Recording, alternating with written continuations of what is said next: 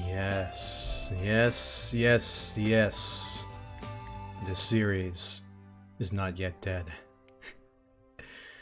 How's it going, everybody, bounty alchemists? It is I, Kazuki Zandadim, Fullmetal-kun, Fullmetal Bebop. And after almost 3 months of being away from these lovely ladies, welcome back to more Doki Doki Blue Skies. I think on the stream I accidentally said ddlc Blue Skies. It still technically takes place in a literature club, so whatever. Yeah, I have been meaning to get back into this game, but circumstances such as other games, and also this sweet avatar that I now have, compared to the first few sessions of this, are now implemented. So now, I hope you guys don't really mind this sudden change for this playthrough in particular. And yeah, it's nice to be back with more ddlc, and hopefully this can become a regular Friday thing from now on, I hope. Because we can play some multiplayer games in the morning, and then just chill with some visual novel goodness with my amazing voice acting. So stay tuned for that. And hopefully, yeah, the volume. Hopefully volume's okay. I turned it down by 4.4 decibels, which I don't think with my speaking volume I don't think that's gonna make too much of a difference whatsoever. So yeah, Blue Skies ddlc. Now last time I have not seen session 3 since I did that back in 4th of July. Yeah, and the menu music is a little different. I think this is like the Sayori rendition of the menu. And also the text in the, like, before the menu screen, it said something really weird. But I forget. But it was something weird. Also, I'm running this in window mode on slobs, so hopefully it cooperates with me. And there's some extras. And I don't know if this mod automatically updates, or if I have to, like, install a separate zip file in order to update this, but I have not updated this since I first got it. Way back in June time, somewhere around there. We know that players are disappointed by the exclusion of Monica. Some people. So here are the Monica scenes that unfortunately couldn't make it into the completed mod. We'll probably view those at the very end, if I can get to the end, because this mod has been pretty decently long in size. So actually, should I don't know if I should, maybe. Okay, hold on, I want to see if I can't get the capture cursor. Can I get capture cursor or no? No, not in window mode, unfortunately. Oh wait, no. There, here we go. Just had to click back into the menu. So I think last time this is the, I think, most recent save. July 5th. Yeah. It's been a while. Okay. Last time I think we were preparing for Halloween. And as far as I can tell in the settings, I didn't... Did I say? I meant to hit that. Hopefully that means nudity will be censored just because Twitch and all that. Yeah, menu music is so freaking loud.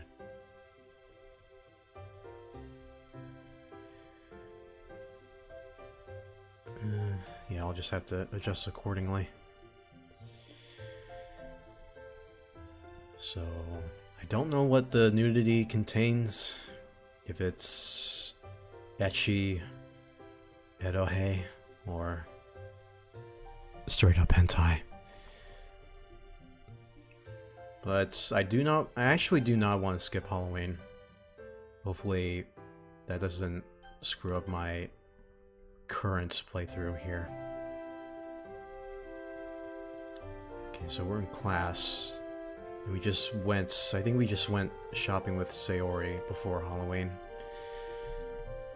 So forgive me if I'm 2 months later, I'm trying to jog my memory back, chat. But it'll come to me. It'll come to me in due time. Okay. So I think, let's see. Oh, man. Do I regret staying up late yesterday? I knew it would be a bad idea. I knew I'd struggle staying awake. In more ways than one, I really am my worst enemy. I still like the writing in this mod. What's up, Belle? What? Okay.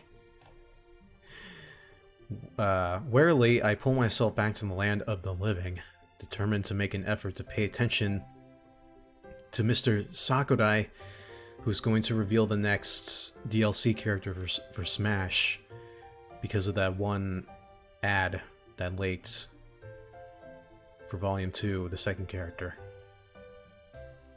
Crap. Would anyone care to give me a brief recap of the events that took place at the start of the war? It's alright. Don't all line up at once. I grin at him, marveling at how his humor is possibly the only thing keeping me awake. I hope he doesn't ask me though. It's hard enough staying awake, let alone actively contribute. Luckily, Shiori spares me from that possibility, giving him a perfect answer. Well explained. Your teacher definitely deserves a pay rise. He chuckles to himself, carrying on. Well, I paid attention for a couple of minutes. That means I'm entitled to a nap, right? Yes. Absolutely. Also, yeah, I remember we had a flashback with me and young Sayori, where I was Shigeo Kageyama. Yeah. Hey, we're back. Yes. Okay. Oh yeah, and our shit, I'm forgetting a lot. Our name was Mordecai because we a simp. Young Sayori. Hey, Mordecai. Yeah? She looks shyly at the ground. Wait. No, this is my younger self. I need to... Shit. Do you think we'll be friends forever? What do you mean? Like, we're pretty young, and we've been friends for a while. When we move to junior high school, we'll still be friends, right? And even when we move to high school... Hey, Sayori? Where's this coming from? Of course we will be. You're my best friend. I always enjoy hanging out with you. You're my best friend too, Mordecai. You've always been really nice to me. I just don't want to lose that. Sayori, you're being so silly. I know. I have an idea. Something that means we'll always be friends. Ooh. What?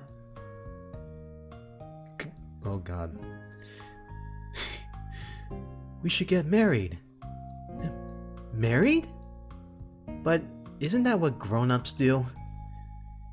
Yeah, but we're 8 now, and it's legal, so... That's a pretty big number. There's 2 zeros in it, did you know? Anyway, what do you think? If we're married, does that mean we'll be friends forever? I think so, yeah. I mean, my parents are friends, and they're married, so that must mean that's how it works, right? Okay. How do we, do it then? I think you have to get a grown-up to say it. Let me go find Mommy. Hang on. Mommy. Mother. Oh yeah. Yes, darling? What's up? Me and Sayori are getting married. Marriage, eh? My. That's really mature of you two. She smiles fondly at us both. Oh, you two are so cute together. But being married isn't easy, you know? You'll have to support each other, and more importantly, you'd have to do special things for your partner. Like what? Mom leans forward, a playful look in her eyes. Things like sharing your chocolate, Sayori. Sayori gasps. Do you think you could do that? And Mordecai, you'll have to compromise too. What does that mean? Well, let's say that one day you wanted to play video games, but Sayori wanted to go to the park. What would you do? Easy. We'd go outside first, then come in and play. Come on, Mommy. The marriage stuff is so easy. Mom chuckles to herself for some reason. Oh, if it were that easy. Well, you're clearly ready then. Yeah, that's what I thought. We'll be best friends forever. Even in 50 years? Even in 50, Wait, that's a big number, right? With a start, I'm jolted back to the present. I'm no longer Shigeo Kageyama. Jeez. This isn't the kind of history I expected to learn about when I started this class. Man, where did it all go wrong? We used to be inseparable. Best friends until the end, no matter what happened. I know we're talking and getting along again these days, but there were a good few years where we had no contact. And she said she loves being around me, and she didn't want to lose what we had. Even though she probably felt estranged as we began to drift. As Sakurai talks and schools everybody in Smash, an uncomfortable feeling of guilt bubbles up within me. But we're friends now, right? There's no sense lamenting on the past. Now, everyone open your textbooks to the segment on trench warfare. I want you to write out the main features, what it was, how it worked, and how both sides tried to break out of it. Well, looks like I can't get away with just idly listening in the background anymore. After a while, the bell rings. I think the bell actually rang. POG. The usual stampede occurs, with students eager to head to lunch. As I'm making my way over to the courtyard, I spot Natsuki. Oh, hey Natsuki. How are you doing? Oh, it's you. I'm alright, I guess. There's an awkward moment of silence, as if it's been 2 months since I voiced her. A given, I suppose, as this is one of my first times talking to Natsuki one-on-one. Looking forward to the Halloween party? Should be fun, I guess. By the way, I don't suppose you've seen Sayori, have you? Don't you guys walk to school together? Yeah, but she wasn't there this morning and wouldn't reply to my texts. I ended up walking alone, like a freaking loser. Huh. Nah, I haven't seen her. I'll tell you if I see her. Thanks. I'm on my way to have lunch. If you want to join? No, I'm good. I've already eaten anyway. Oh, okay. You're so skinny as is. See you around, then. She dismissively waves and turns away. I wonder if she's like this with everyone she meets.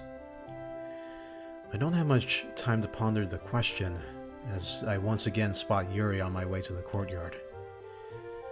With Sayori absent, I don't really feel like sitting alone.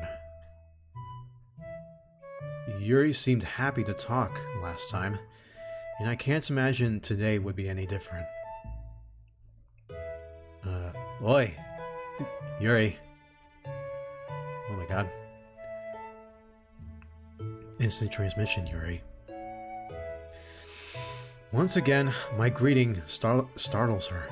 It's slightly comical, although I do feel a little bad for making her jump. Mordecai. Sorry, I didn't expect you again. I'll stop being a ninja, I promise. She laughs softly, closing her book and pulling out a box of food.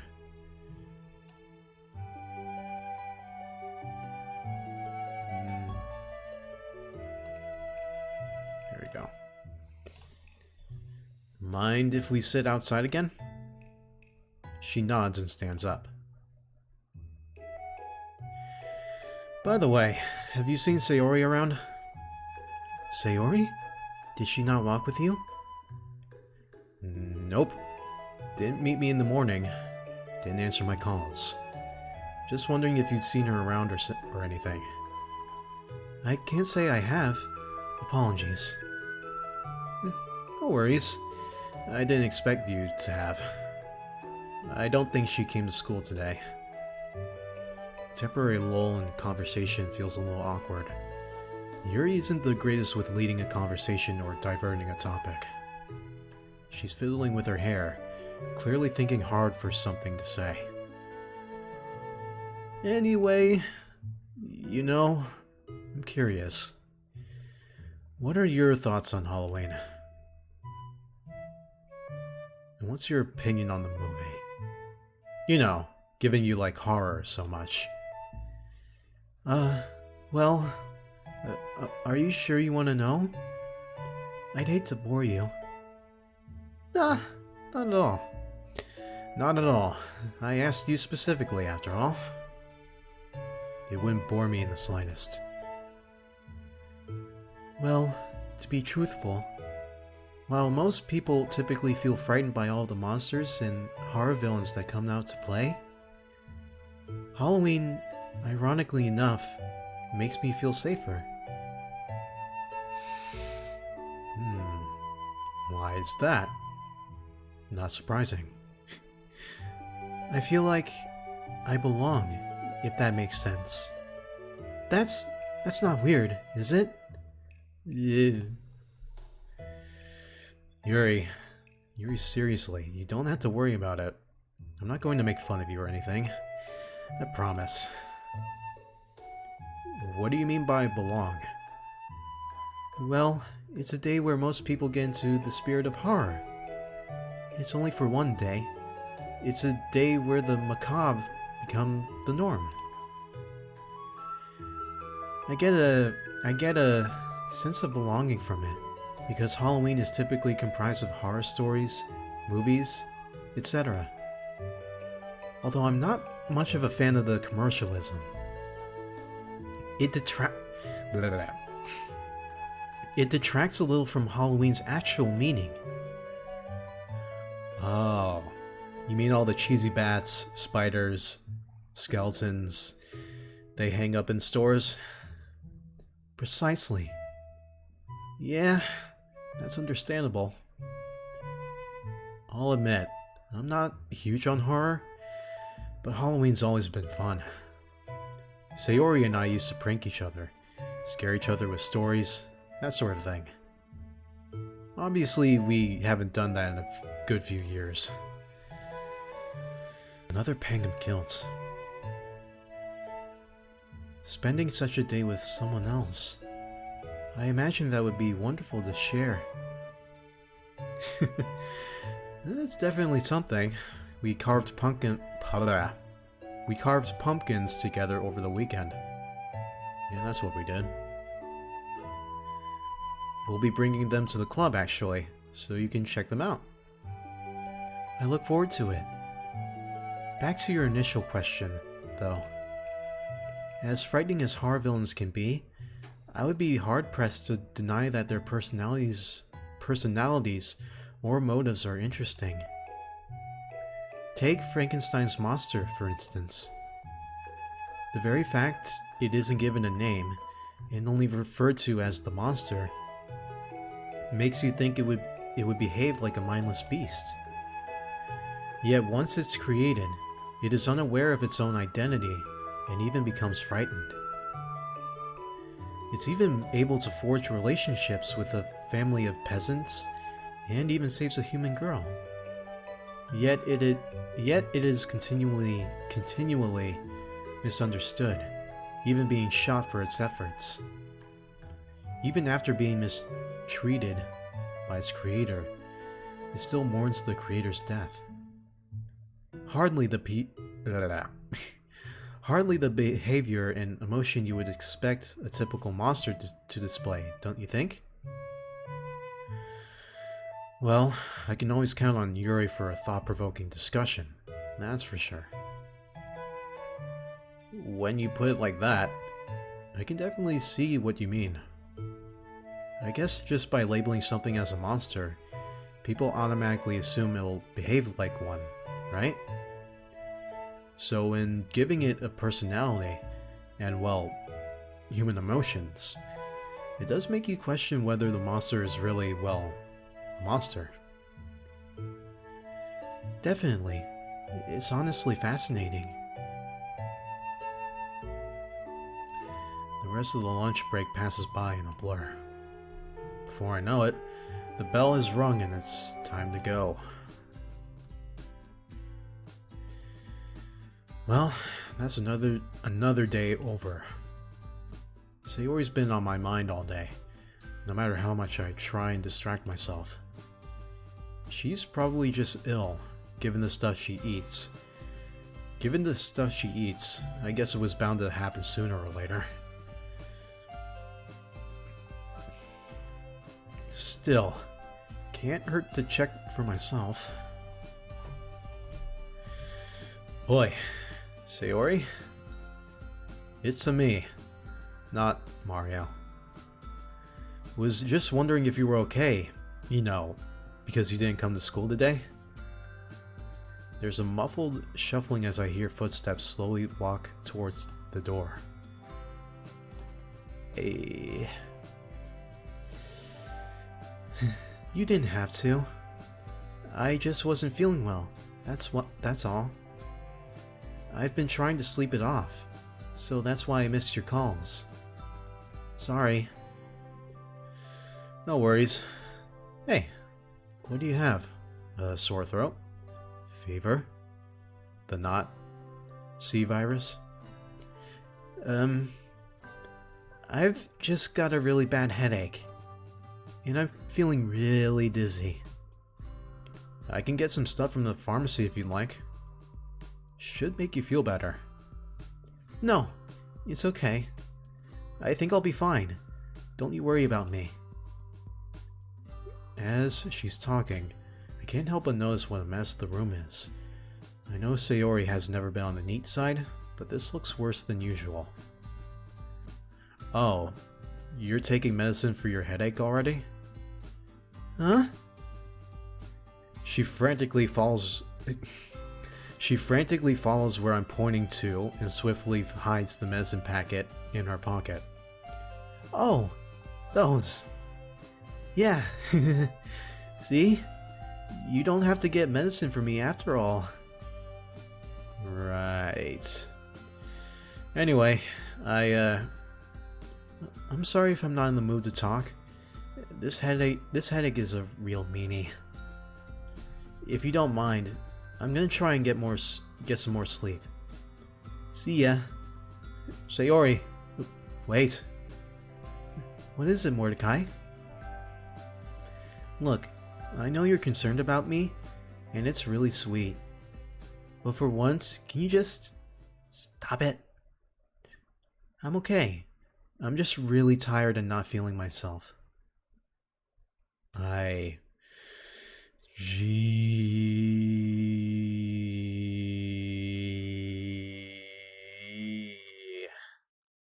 At her.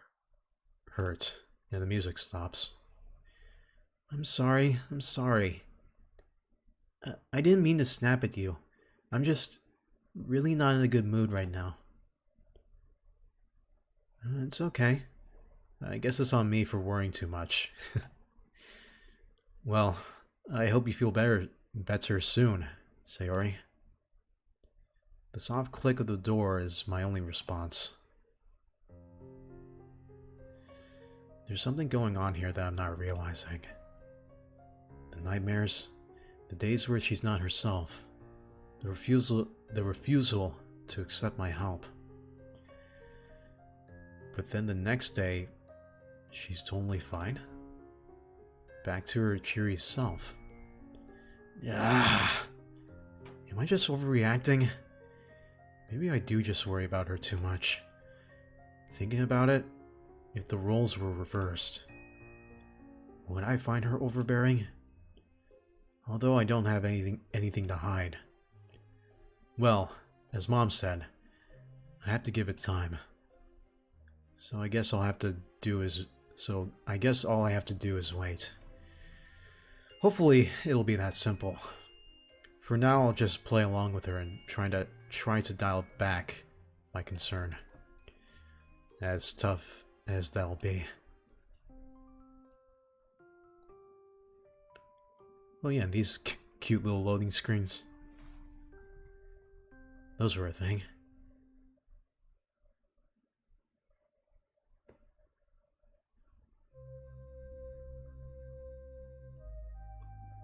Oh my god. Nighttime.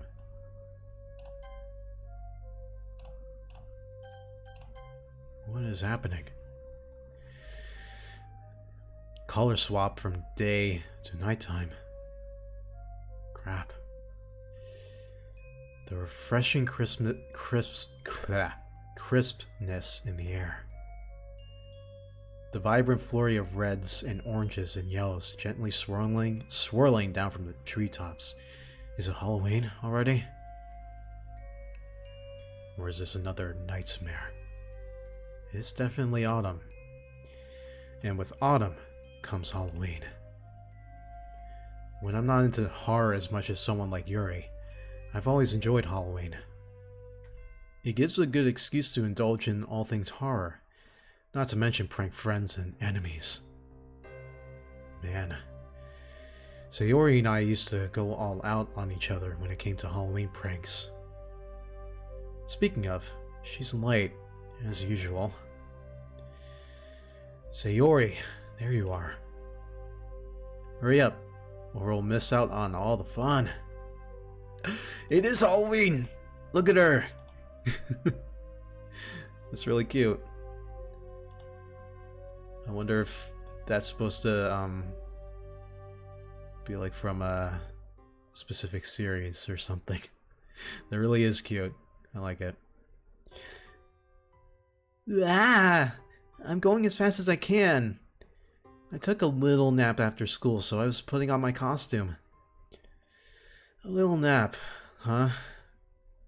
Something tells me that this nap was more than just a cat nap. Cat and napu. A neko nap.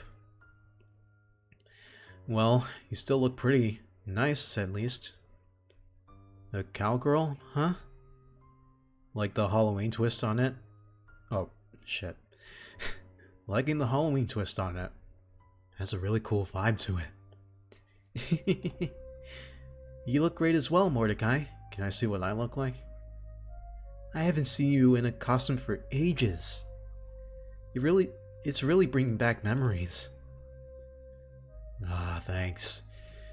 Yeah, can you believe that I actually put effort into this? I laughed to myself. There I was, thinking I'd outgrown Halloween. Yet, here I am. In fact, I almost want to just take a good look at myself if I can, if the modder did that. Well, you have to. It's Halloween, after all. I just wonder what the others are gonna look like. Her question lingers in my head as we make our way to school. Along the way, I spot a couple of other people also dressed up. One guy doesn't look too out of the ordinary. Brown fedora, red and green sweater. It's his glove that's the giveaway. It sports a row of blades. Upon closer inspection, his face looks charred and burnt. Impressive makeup, to say the least. Sayori flinches as she passes him. Ow! I don't like the look of that guy. I bet he'll give me nightmares. Whether that was an intentional pun or not is up for debate. Ooh, look at them, Mordecai. I can't help but grin as I see Sayori's as I see what Sayori's pointing to. Ah, please. A group effort with one person in a brown Great Dane doggy onesie. Next to him stands a nervous-looking guy with shaggy brown hair, while a confident-looking blonde man leads the pack, accompanied by two women. It's a pretty big contrast from the costume we saw beforehand. The walk to school feels more like a parade, with a variety of characters ranging from horror to cute, western to eastern. A creepy-looking pale girl with jet black hair covering her face.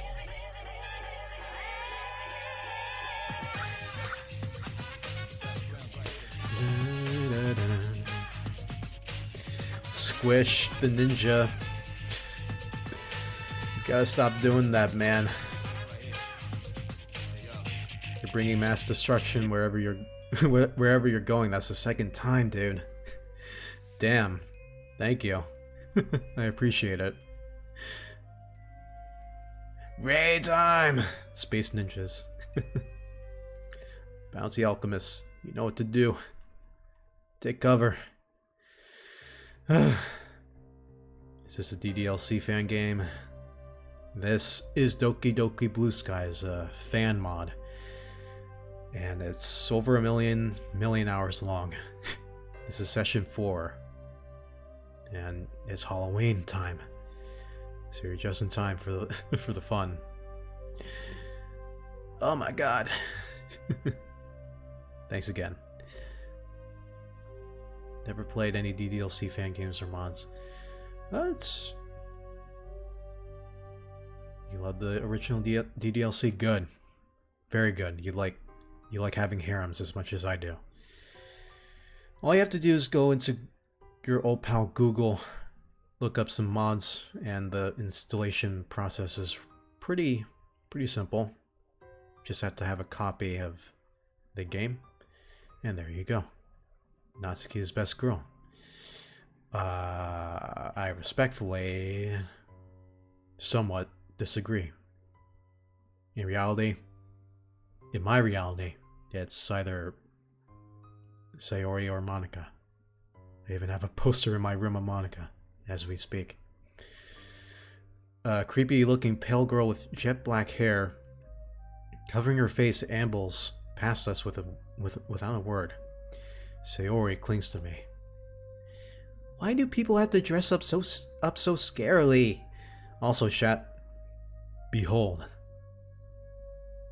Pirate Sayori. Which is really kawaii.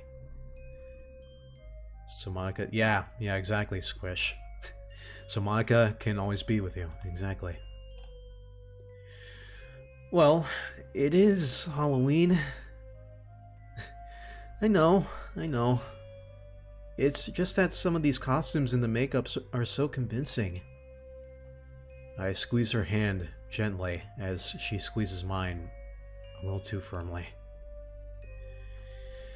Sayori, they're just people having fun. Look, I'll say hello to the next one. You'll see they're just celebrating Halloween. There's nothing to be afraid of. She doesn't look very convinced, but nods anyway. The next person to walk by us doesn't look too scary. Kinda looks like a janitor with dark overalls and an expressionless white mask. Sure, the mask is a bit unsettling, but at least he, okay, never mind, he's got a huge knife. Hey, nice costume.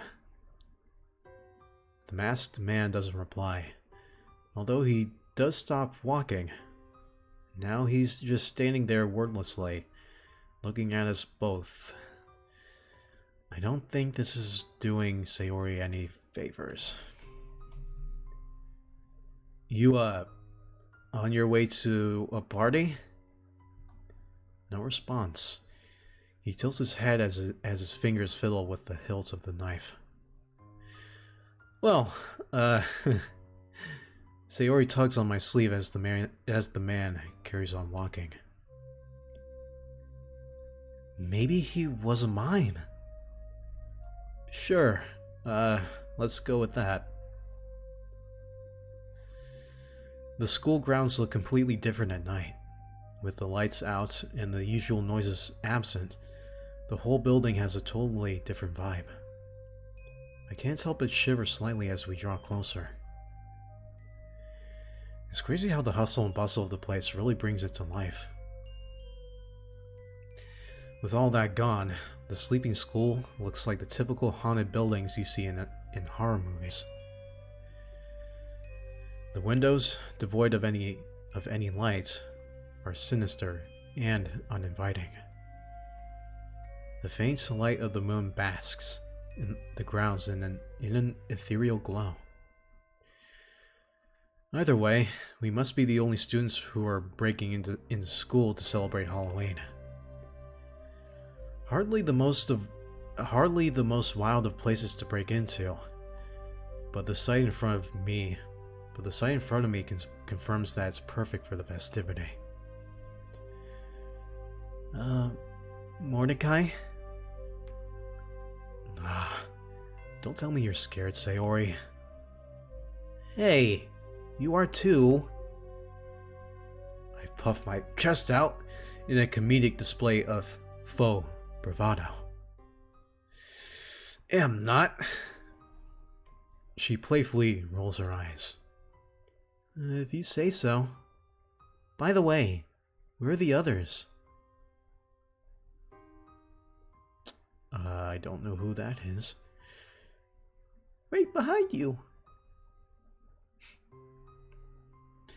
I can't help but let out a yelp of surprise as the unexpected voice causes me to jump out of my skin.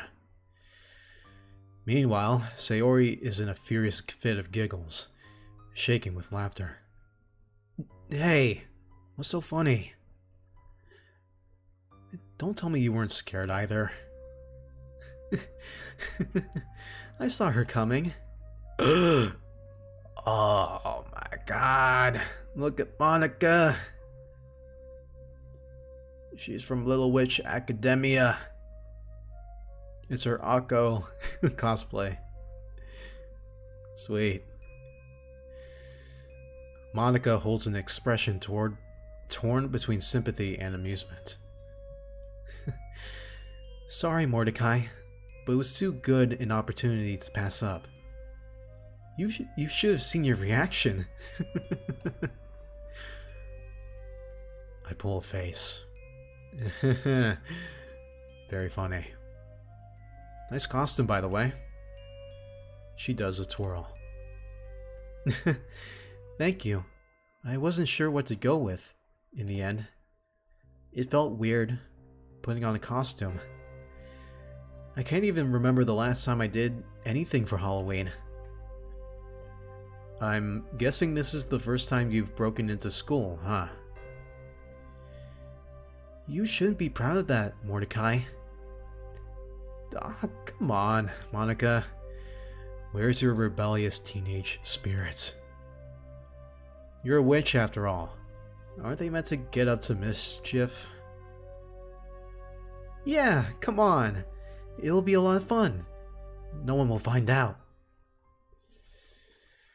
In all the excitement of preparing for Halloween, I totally forgot that Monica was a perfect student. The thought of breaking in, especially into school, must be completely foreign to her. And it won't be completely foreign to her after tonight. Still, sometimes you've got to have a little fun. Today of all days as well. A wry smile works its way onto her face. Just for today. As it turns out, breaking into a school is kinda easy. That's or we just got lucky. We managed to find a window that's unlocked. The interior of the darkened school looks just as spooky as the exterior. My imagination is doing me no favors. Every sound we make seems exceedingly unwelcome, like we've stumbled into the den of a monster. Even with Sayori and Monica near me, I can't help but feel uneasy. I was all for the idea of breaking into school. But now that we're actually inside, it's only just dawning on me how this is Corpse Party, and how creepy darkened schools really are. I swear, I heard a rumor that a couple of years ago, a student committed suicide in this very school. Did she hang herself? I shiver as I simultaneously try to block out the memory and remember more of it. No, that wasn't it. She just disappeared one day. No trace of her. Almost like her very being was just deleted. I see what you did there. Gone. Like that. I mentally shake myself. No, that didn't happen. These are just silly rumors that school kids like to spread to creep each other out. But a part of me can't help but imagine. What if that actually did happen? Would her ghost still be roaming these very halls? Twisted with vengeance? Prowling for victims? What if... Here we are! Monica's voice snaps me back out to reality. Out of my spectral spiel. We're outside the club room. I can spot Yuri and Natsuki inside, poring over a pumpkin carving. Chat, make your predictions now what Natsuki and Yuri are gonna look like.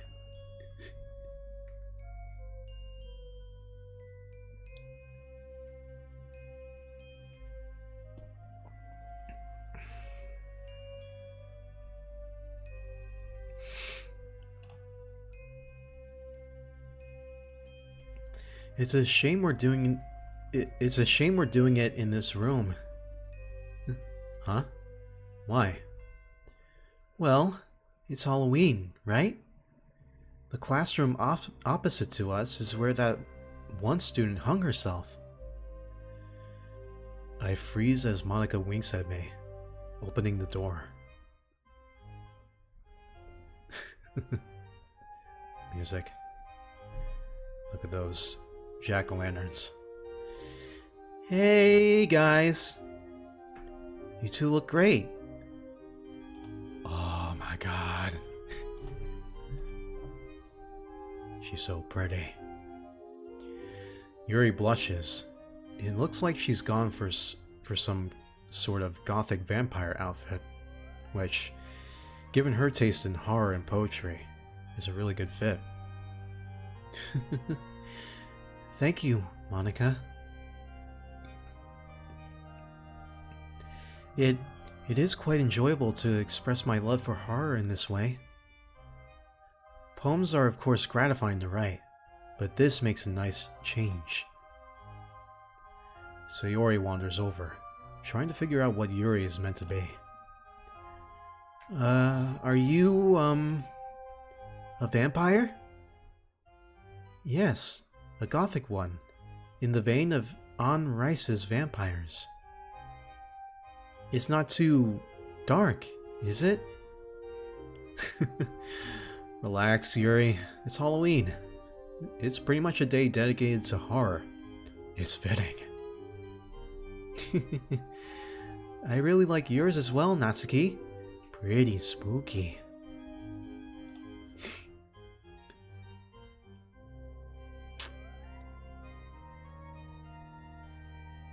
Save this, chat. Save it. Ooh. Oh, wait, I thought that was her speaking. Whoops.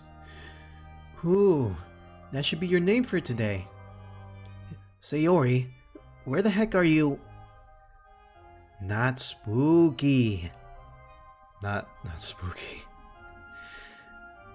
That's your new name. It's super fitting. Natsuki looks at Monica and Yuri in a desperate plea. After getting no response, she sighs deeply and starts up again. Sayori. Yeah? This is literally the stupidest thing I've heard all day. Everyone but Sayori breaks out into laughter. Hey! That's super mean. Sorry, but it's the truth. But it's cute. Cute? I'm a skeleton. How in the world is that cute? It's Halloween.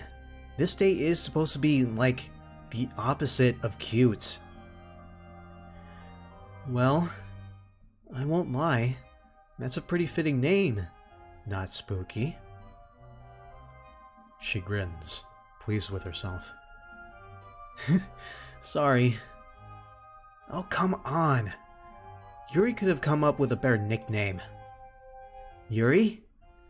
Ooh. You're putting me on the spot here, Natsuki. To her credit, at least she didn't call her not spooky. Get it? Not spooky? Not spooky? Yeah? Yeah. Mordecai? Sorry. I really can't deny Sayori her moment of glory. Oh, fine. But only if I get to give her a dumb nickname too. Wait, Sayori, what exactly are you? A cowgirl, right? Sayori tips her hat down and adopts a southern cowboy drawl.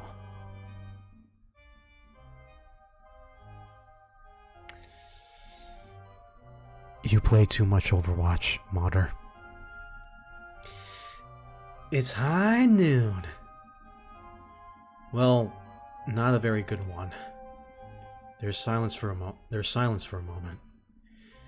If you listen closely, you can almost hear the tumbleweed going by. Fitting for a cowboy, at least. Sayori? It's midnight. Fuck. It's high moon then. I'd rather be watching Cowboy Bebop right now. You've been watching too many spaghetti westerns, Sayori. Oh, spaghetti? Now I'm just hungry. This is part of the reason why I like Halloween. It really brings everyone together, even if the premise of the festivity is a bit dark. Uh-huh. I figured you'd like Halloween the most, Yuri. It's pretty much a it's pretty much a day dedicated to horror. Although it's pretty great seeing a skeleton, a cowboy, a vampire, and a witch all in the same room. Not exactly every day you get to see that. I just remember all the silly things we get up to. All the pranks, the scary movies. Yeah, it's pretty silly, but that's what makes it fun. Plus, I can't wait to scare you all with my ghost story. Oh god. It's gonna be the best. Aww, not spooky. Please don't make it too scary. We already passed a bunch of people in terrifying outfits on the way here. This horrible guy with a glove made of knives. Yuri smiles softly. No surprise she recognizes the character. You won't sleep well tonight, will you, Sayori?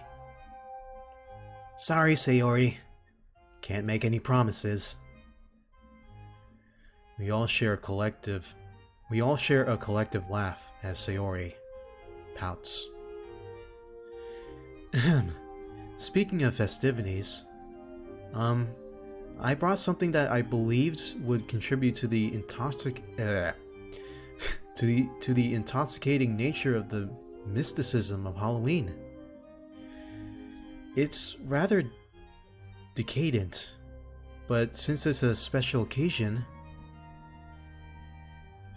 Yuri slides a slender black wine bottle out of her bag.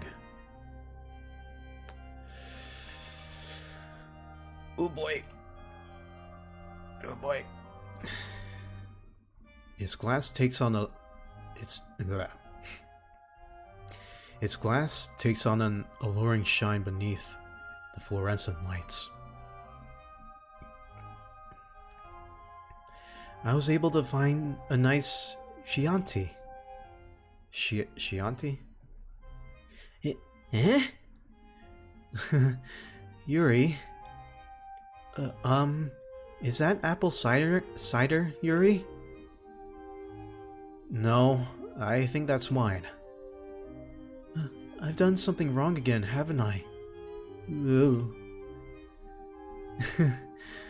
I don't think alcoholic drinks are allowed on school grounds now, are they? Not to mention that we're underaged. Anyway. Although that's never really stopped anyone from drinking. Oh, I'm sorry. I just thought that given we're trespassing anyway. I don't know what I was thinking. And now the atmosphere is ruined too. It's fine, Yuri. At least you didn't bring it during a regular club meeting. Just be careful not to let anyone catch you with it. I'll have to admit though, you're the last person I would have expected to bring something like that here. Psst. Yuri must be under the influence of the witching hour or something. There's still an hour or so until the witching hour. You know what I mean. Hey, it's okay. It'll just add to the story.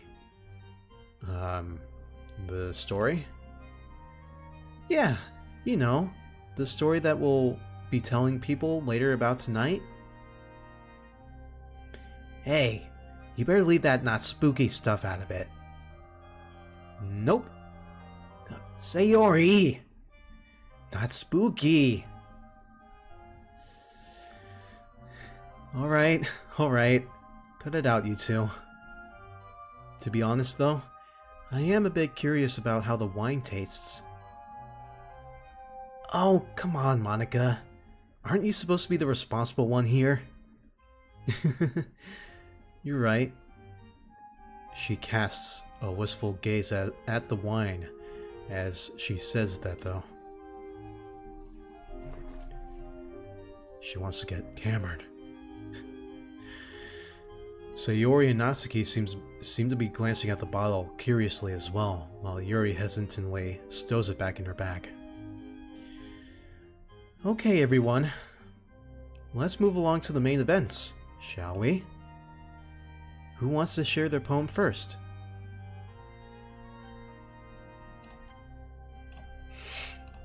Oh god. Not again. Not again. Chat, help me. Help me. Yuri, Sayori, Natsuki, Monica.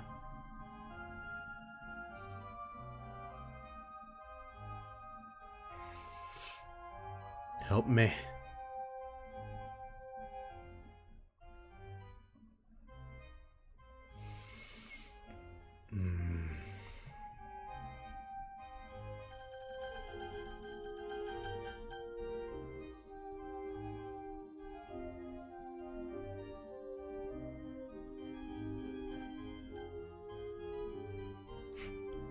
Oh my god.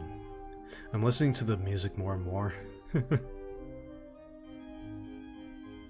That's pretty clever. Pretty clever.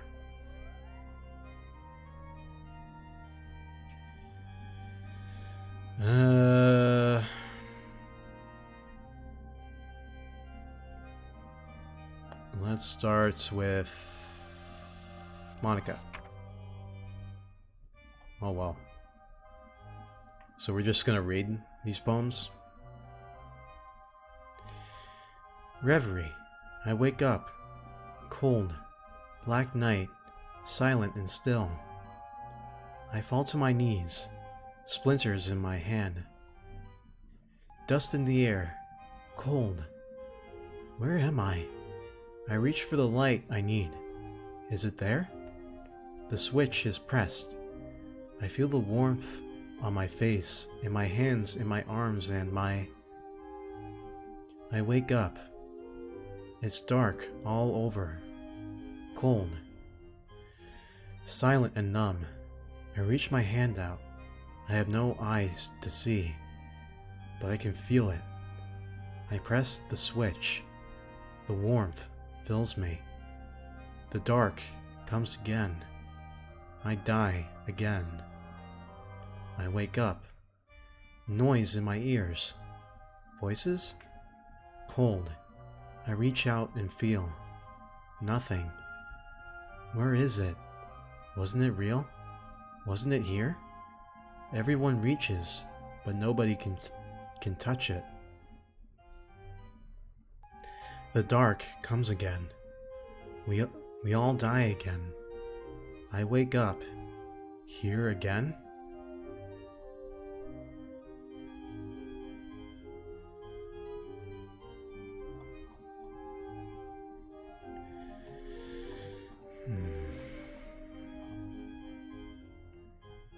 All these spaces.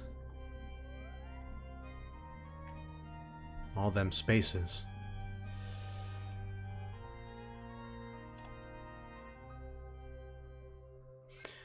Monica bows a little bit after she finishes. I mull over what she's read. I don't really get it. That sounded like something Yuri would have written. Oh, is that a bad thing? Of course not. What does reverie mean?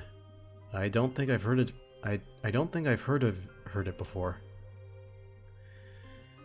It's an English word that means something like having a pleasant daydream. But it comes from a French word that means madness.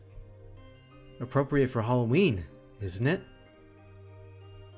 Monika's smile is looking a bit more sinister than normal, somehow. How cultured. Yuri looks a little distressed as the implication of Natsuki's sarcasm and the idea that Monika's poem sounded like something she might have written. Do both meanings relate to the poem? You could say that. What do you mean? It reflects on how a blissful act can make the pain go away. For a little while.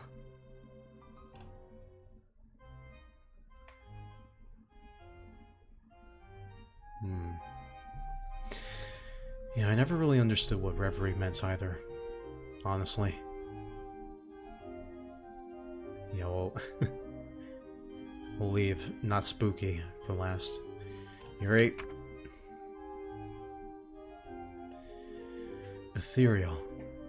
Somber sounds of midnight malice. Floats around a chastised chalice. Riding otherworldly winds.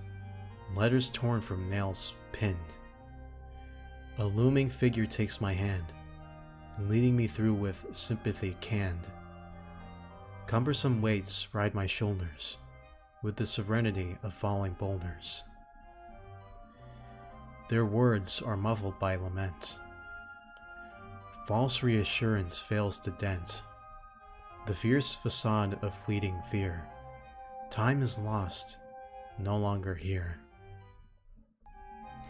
Cobalt nerves, fractured soul, lit with the luminescence of coal, clacking footsteps from below.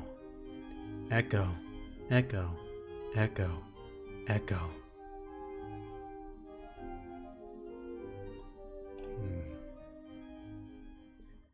For a moment, the room is silent. Oh no, I went too far, didn't I? No, it's just the kind of thing we're looking for. Would you like to tell us what you were thinking of? Would you like to tell us what you were thinking of when you wrote this? Oh, okay. Yuri takes a deep breath. It's a bit hard to describe, but sometimes there are nights where my mind just seems to be full of noise. Nights where I can hear... She trails off absent-mindedly. Did she get caught up in her own poem that much? Hey! Earth to Yuri! I'm sorry. I didn't mean to get sidetracked. It's okay, Yuri. Don't feel like you have to rush. Yeah. Take your time. Right. Well, as I was saying, I wanted to try and capture the feelings one might have on a... I wanted to try and capture the feelings one might have on a bit of a dark night. Wait, aren't all nights dark? It's a metaphor, Sayori. I think Yuri's trying to talk about when people are going through a difficult time. That's right, Mordecai. The dead of night can be very fickle. It can be a peaceful time, as the world around us winds down. But sometimes, being alone with our thoughts can be terrifying. This poem was an attempt to reclaim some of that darkness. Well, I think you did a great job with that, Yuri. Yeah, I really liked it. You did? Thank you. Say, Yuri.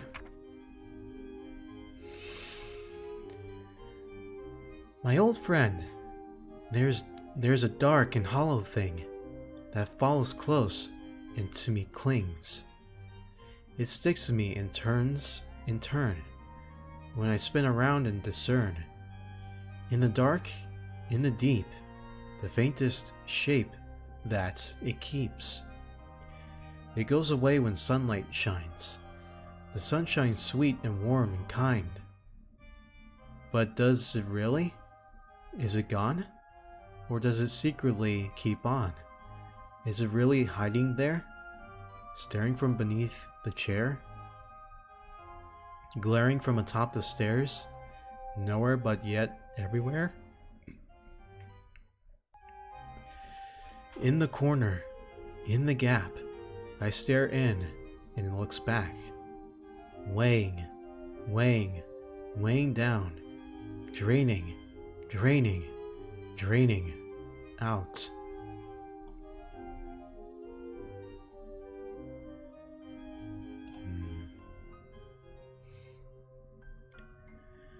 Oh, that was very interesting, Sayori. I always enjoy seeing a poet step out of their comfort zone a little bit, especially when it comes to writing horror. What do you mean? You typically don't write darker poems, right? Unless I've misinterpreted. No, you're right, Yuri. This was a real change of pace, and it was fun. Well, I'm glad my suggestion has gone down well then. I figured it would be fitting for the occasion. Don't give her too much praise. She'll start thinking she's the next Stephen King. Hey! I'd be a great horror writer. No. Actually, no. Wait, I wouldn't. I'm not a big on like, you know, actually scary stuff. Makes sense. What's this poem about, anyway? Oh. Well, it's about whatever you think it's about. Are you trying to sound like Yuri? No, silly. I didn't write it with a specific thing in mind. It can be about whatever you fear the most. Hiding away, always there, never leaving. Even when you think it's all sunshine and rainbows, it never truly goes away. So, it can be whatever you think it is. A terrible secret, a scary monster, a childhood fear of the dark. It could be made up, or it could be real. It doesn't just scare you. Maybe whatever it is drains you as well, bit by bit. And what makes it scary is knowing it's always there.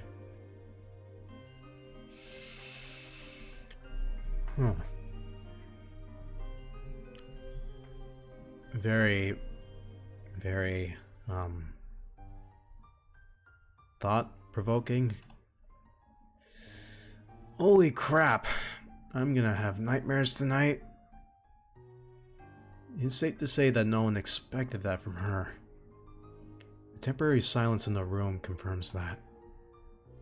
Natsuki frowns, evidently nonplussed by what she's just heard. Even the cool, calm, collected Monica looks a little taken aback. Yuri, on the other hand, smiles contentedly, seemingly unfazed by the somber explanation coming from Sayori's mouth. Wow. Okay. It's not just me who didn't see that coming, right? Laughter fills the club room. I mean it, Sayori. Your use of metaphors and use of darker thematic imagery was very refreshing to see. Just do me a favor and don't turn into another Yuri, okay? Natsuki. Kidding. It was great, Sayori. Aw, you guys.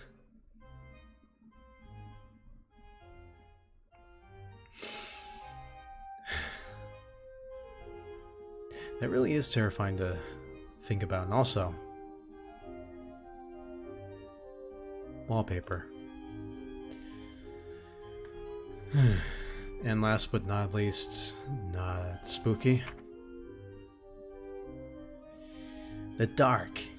Sometimes I lie awake at night, sitting in a room devoid of light, and think about the monsters waiting in the dark. I can't even imagine what they look like. Maybe sharp claws and skin lined with spikes. Maybe a mouth that could swallow me whole. Maybe red eyes that could pierce my soul. They could eat me right now if they wanted. Yet they wait. Waiting for me to close my eyes. Waiting for me to dream of the light. Waiting for the perfect moment to strike. But now I'm thinking about the monsters. And I'm still lying awake. In the dark.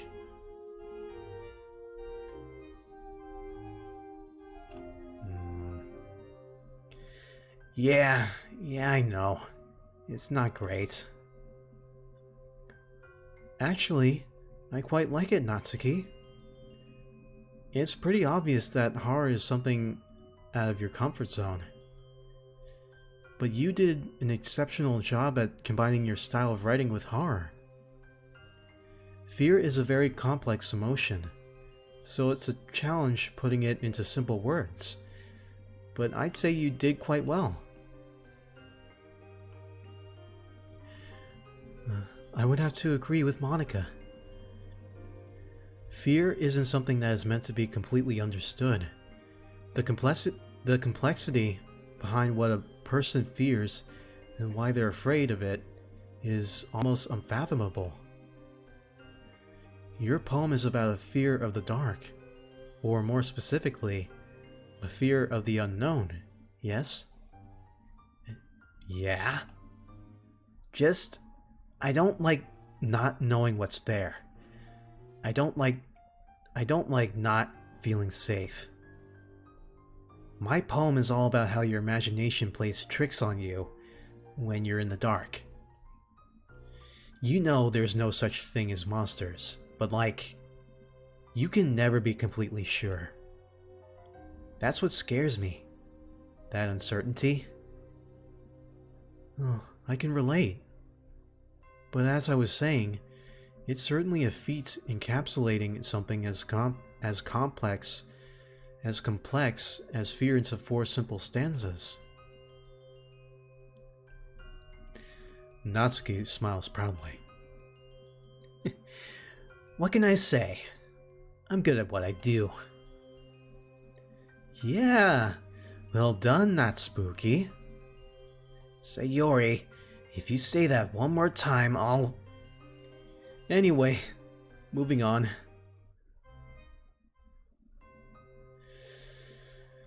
Alright guys, all your poems have been pretty good so far. But just wait till you hear my poem. An evil grin stretches across my face as I whip out my own poem. Oh, if you're this confident, I'll be looking forward to your recitation. Did you put extra effort into this one, Mordecai? Well, not quite. What's that supposed to mean? It's not a poem that I wrote myself. Mordecai, but I promise you that it's very appropriate for the occasion. This is a poem that has an urban legend attached to it. Supposedly, if you read it out loud, you'll be cursed so that something tragic happens to you. I better mute my mic. Maybe even death. Ah! Mordecai, that's so scary. I know, right? It's great. This poem is titled Tomino's Hell, written by a poet named Saijo Yaso. And it just so happens that this is the poem that I will be reading to you all at this very moment. Mordecai, don't do it. What if something bad really happens to you? Pfft, yeah, right. It's called an urban legend for a reason, you know? Emphasis on legend, as in something that's not real. Still, I'd like to see the data on all the people who've read the poem so far. And statistically speaking, it's likely that something tragic will eventually happen to you anyway. I find that there's always some element of truth behind these stories, though. Of course, this truth might not reflect the literal meaning of the stories and legends. However, there's likely a message behind the legend. Yeah. I'm not gullible enough to believe any of this stuff, though. Alright guys, let's settle down. You can all voice your thoughts after I read it. Oh god, I actually have to read it. And this is my handwriting. My own handwriting. Shit. Tomino's Hell. Tomino's Hell. Actually, is that...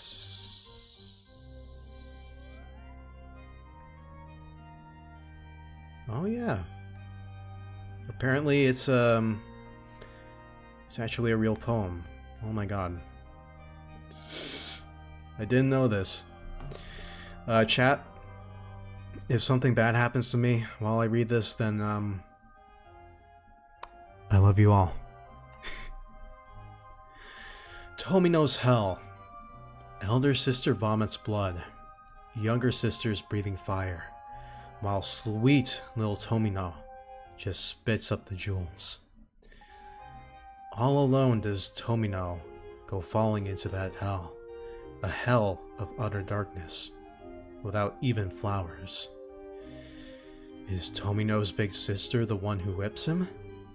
The purpose of the scourging langs dark in his mind. Oh no, not langs, hangs dark in his mind. Lashing and thrashing him. Yeah. But never quite shattering. One sure path to Avicii, the eternal hell. Into the blackest of hells. Guide him now, I pray. To the golden sheep, to the nightingale. How much did he put in that leather pouch to prepare for his trek to the eternal hell? Spring is coming, to the valley, to the wood, to the spiraling chasms of the blackest hell. The nightingale in her cage, the sheep aboard the wagon, and tears well up in the eyes of sweet little Tomino. Sing, O nightingale, in the vast, misty forest. He screams he only misses his little sister. His wailing desperation echoes throughout hell. A fox peony opens its golden petals. Down past the 7 mountains and 7 rivers of hell, the solitary journey of sweet little Tomino. If in this hell they be found, may they then come to me, please, those sharp spikes of punishment from Needle Mountain. Not just on some empty whim, his flesh pierced with blood-red pins. They serve as hellish signposts for sweet little Tomino.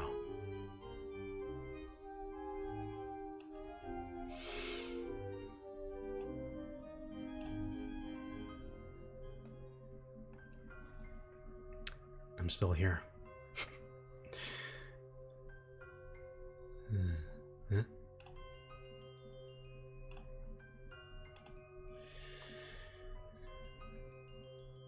Everything is daijoubu. Chat, relax. Not sure if it's just me overthinking it, but I feel a strange chill running down my spine after reading that. Mordecai! That was seriously too scary.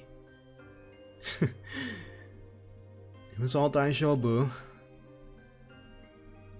I should probably downplay it, at least for Sayori's sake. I'd have to agree with Sayori. It had a very creepy, old-fashioned feel to it. After hearing that, I wouldn't doubt that something bad looms in your future.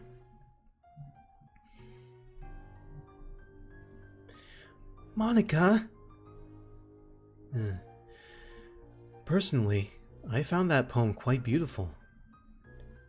Of course, it is certainly eerie, but there are a lot of symbols and metaphors that I could pick out just from hearing that one reading. I think that I'll have to look into this poem more in my free time. Psh! You guys think that was scary? It was pretty much meh, in my opinion. The poet was clearly trying too hard to be edgy and smart. If I may respectfully disagree, the tone and weird choice of a poem matches its content.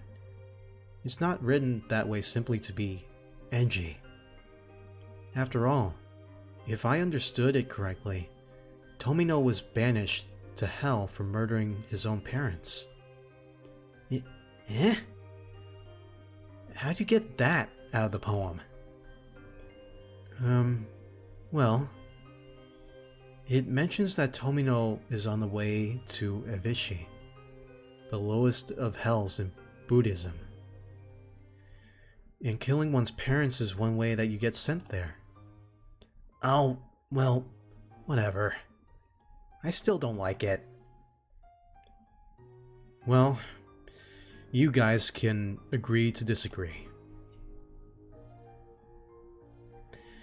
But, whether you like the poem or not, you'd have to agree that it and the legend attached to it are pretty interesting, right?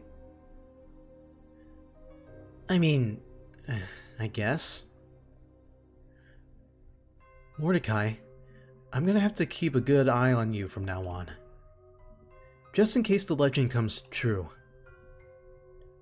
Sayori, there's probably a bigger chance that something bad will happen to you first, given how clumsy you are. Hey! We all share a laugh, with Sayori joining in after a moment of pouting. Aw, guys, this has been so enjoyable. It's fun to scare your friends with silly pranks, and dressing up is also a lot of fun. Although, I don't really like horror that much. It's just so scary to think what could be out there. Yeah. Stop being a chicken, Sayori. Hey, you're the one who got scared by Monica earlier. The girls all laugh at my expense as I let out a groan. She's never gonna let me live this one down. Touché. Touché. Anyway, it's ghost story time, right? I don't really know many ghost stories, to be honest. Sorry. But I looked on the internet to find some. On creepypasta.com.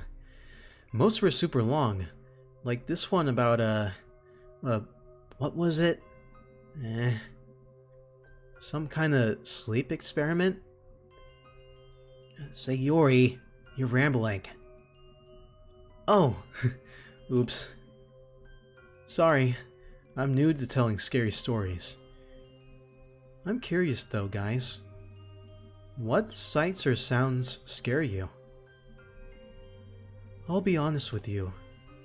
Silence scares me, especially after I've read a gripping horror story. Is it just me who finds reversed music really creepy? My piano teacher showed me a few reversed pieces once. It just felt wrong to listen to.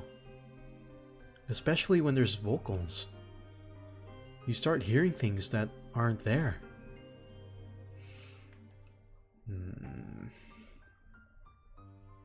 Can't really hear the music right now. Is it reversed? I don't know. Come on, Natsuki. There has to be something out there that creeps you out. Nah. You'll just laugh. It's Barney the dinosaur. Oh, we won't. She's right, Natsuki. We've all shared. What is it? Natsuki averts her eyes, talking to the floor. The noises that children's toys make.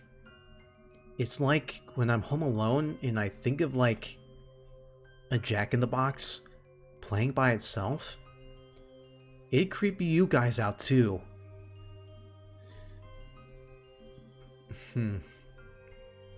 Nah, I'm with you. I've always found anything to do with children scary, especially in the dark. The sound of babies crying, for example. Normally it's annoying, but if I heard it in the dark and there was no one else around, I shiver. Well, it's fitting you mention that, Mordecai. Don't you remember that argument we had on Halloween?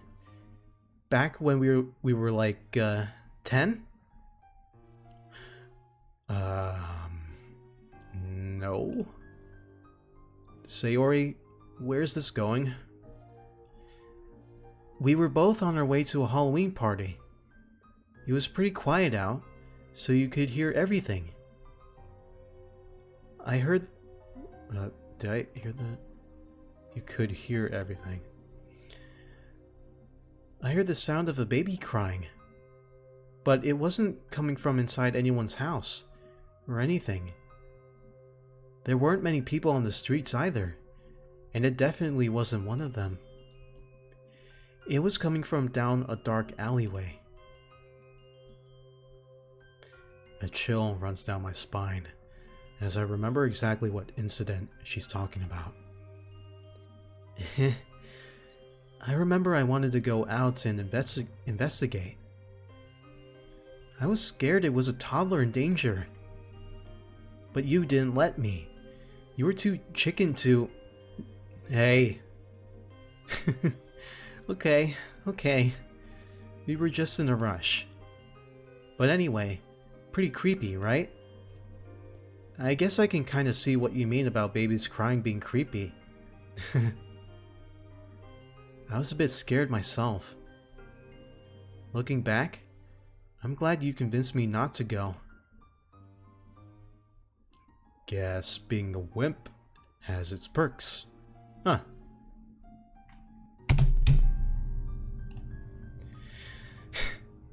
Yuri, Sayori, and Natsuki all laugh. Including me. Monica, however, looks like she's been slapped in the face. Oh, Mina-san? Do you not realize how lucky you were? Eh? Oh god, you guys have no idea. What? Sayori, did anything seem a bit off about that baby's cry? Oh my god. Where is this really going? Seriously? Sayori scrunches up her face in an attempt to recall. No, not really. Well, it did sound a bit repetitive, though. Like, the cries didn't change much.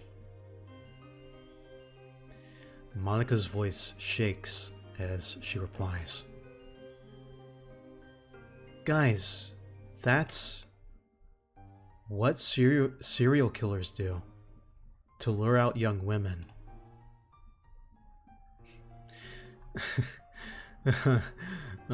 I can't help but burst out laughing. Wait, what?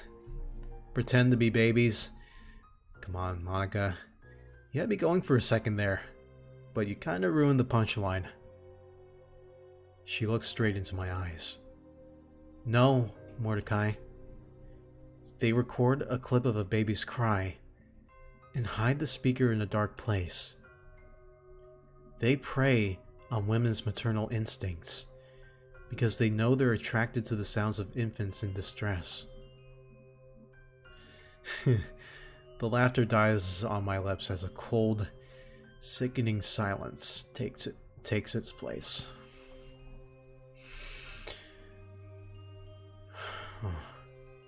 Oh my god. That's why the cries didn't sound natural. They just recorded a small segment and replayed it over and over.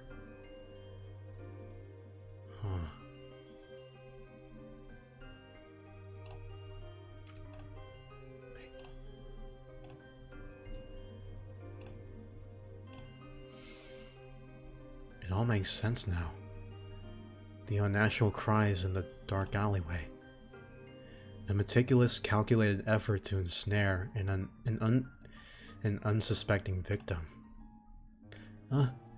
Wait, hang on. Didn't Miss Kasumi go missing around that time? Miss Kasumi used to teach Sayori and I a long time ago.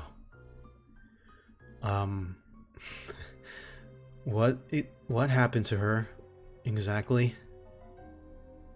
Sayori shrugs. We were told that she moved away suddenly to work in a different part of the country. Right? People used to spread really scary, horrible rumors about what happened to her. But they don't really make sense. Hang on. She had a child of her own that year, didn't she? Oh god, she did. And my parents wouldn't really discuss her whenever I asked. They were super dismissive of the whole thing. I always wondered why. Oh my goodness. Wait. You guys actually believe that? Everyone looks at Natsuki, shocked. Oh, come on. There's no way you guys almost walked into a trap. Besides, that's just an urban legend. What happened to their sensei, then? She just disappeared, and Mordecai's parents refused to talk about it. I don't know about you, but that just seems pretty convenient for this story. Well, maybe some things are better left off unanswered, huh? Although I do hope Sayori and I are just misremembering.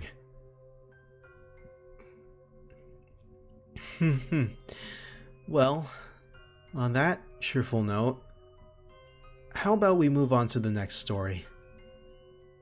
I'd like to nominate Natsuki.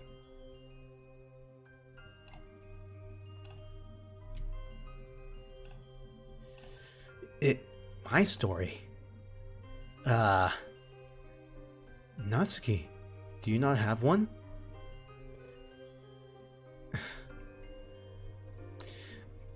You know, chat, not gonna lie, that actually sounds... That sounds pretty terrifying, and yeah. It's not really a funny story. Hey, I never said that. I do, but it's just... I got it off the internet. Like a non-normie does. I don't like horror. So if it's bad, it's not my fault, okay? Natsuki clears her throat. Anyway, it's about these two friends named Aoi and Nariko. Basically, there was a rumor going around their high school about people seen going in and out in an abandoned house on the outskirts of town. Most people thought they were just drug dealers, but some swore by the fact that the house was being used by a cult of some sort. Aoi and Nariko were pretty outgoing and adventurous, so they decided one night to check the place out. They get to the house, and it's pitch black out. Luckily, Aoi had brought flashlights for the two of them. Nariko, on the other hand, brought a knife with her, just in case they ran into trouble. They go inside, and the place reeks. We're talking Mordecai's room levels of stink. Oi! Everybody bursts out laughing. Was that really necessary? I'm almost a NEET, come on. Sorry, I had to. Anyway, they look around for a bit. They find the door to the basement, the stairs to the second floor, things like that. Finally, they go into the kitchen and find the source of the smell. There's some weed on the table, and it looks to be recently used. This confirms Aoi's suspicions that it's just a drug dealer, and she wants to leave. Nariko, on the other hand, still wants to snoop around for a bit. They get into an argument with each other, with Nariko calling Aoi a coward because she thinks Aoi wants to leave since she's afraid of all the rumors. Then Nariko goes, "Yeah, well, if you're not afraid, then go down into the basement." Aoi gladly accepts and walks over to the basement door. As soon as she opens it, she feels a sharp pain in her back. And before she can react, she gets pushed down the stairs. She tumbles down the stairs, and once she hits the bottom, she realizes she can't feel her legs.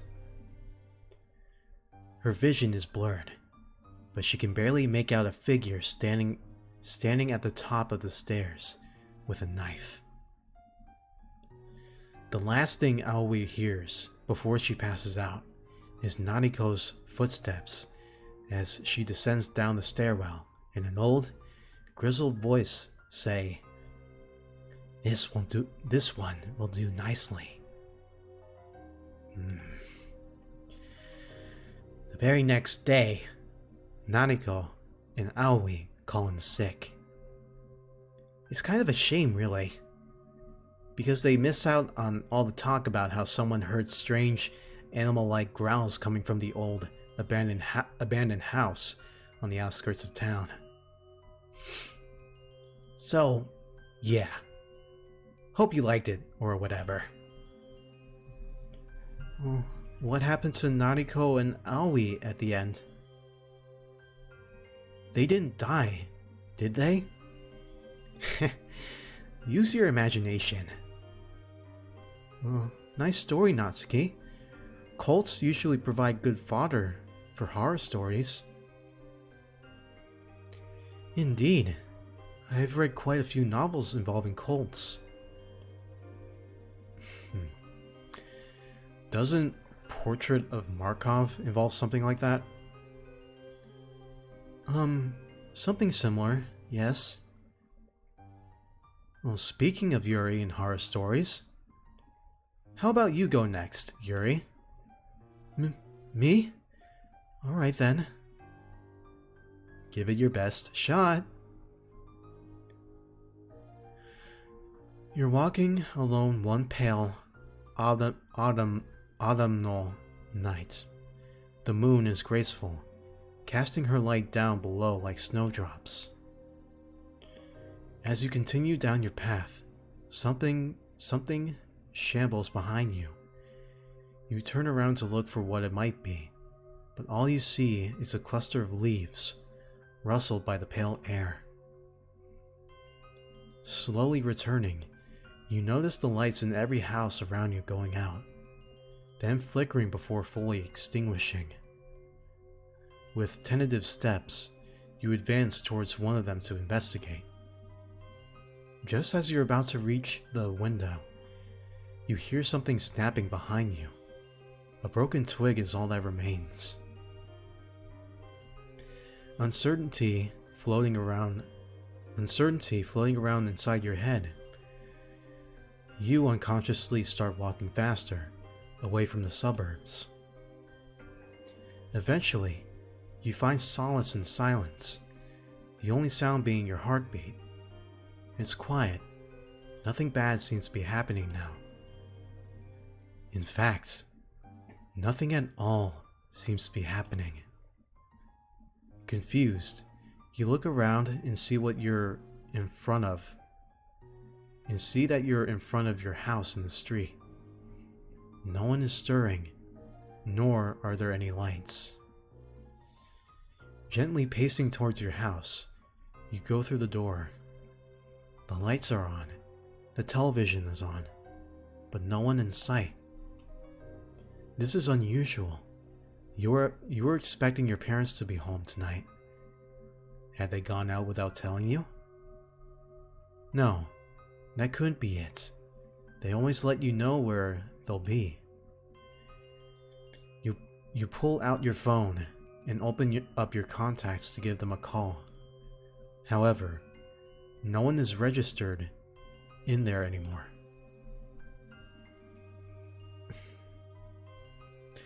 No matter how hard you try to remember, you can't call out to them. Suddenly, there is a heavy knock on the door. You peer through the keyhole, but see no one. Another knock. Another.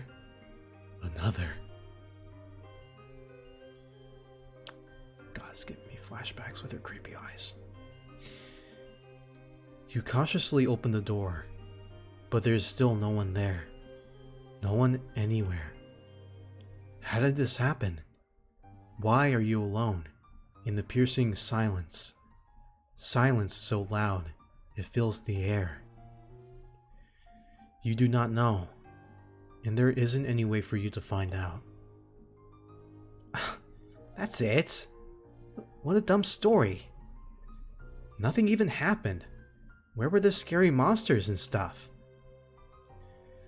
There's no greater fear than the unknown, Natsuki. Sharp claws can be prepared for,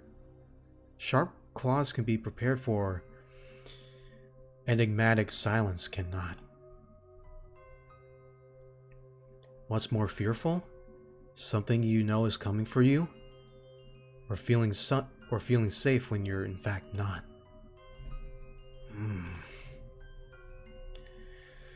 Quite a somber note to end your story on, Yuri. We can always count on you. For a good horror tale, huh? Anyway, I'll go next. Oh boy. Although, a scary story. Now that I think about it, I don't think I've come up with a ghost story before. I haven't read too many horror stories either. Well, I guess that isn't a surprise. Just make one up then. It'll be fun. Well, I can't say I've tried that before. Are you trying to get at us telling a story? Of course not. Now that I think about it, there is one I've heard of. Monika's expression turned serious.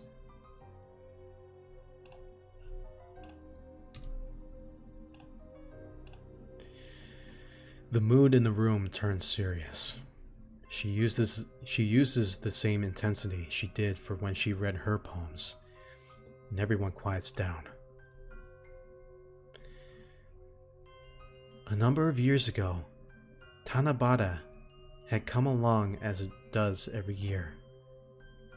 It's the story of a lost little girl. "Where am I?"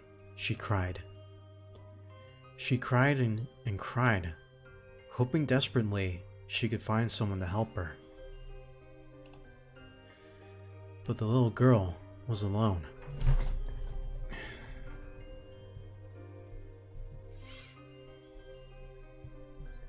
Pardon me, chat. Nobody could hear her. But just as all hope seemed lost, she heard a voice. "Isn't the night wonderful?" The girl looked up. Where before there was nobody, was now a man in an elegant yukata. He wore what looked like a no mask, but it was completely blank. Behind the man stood a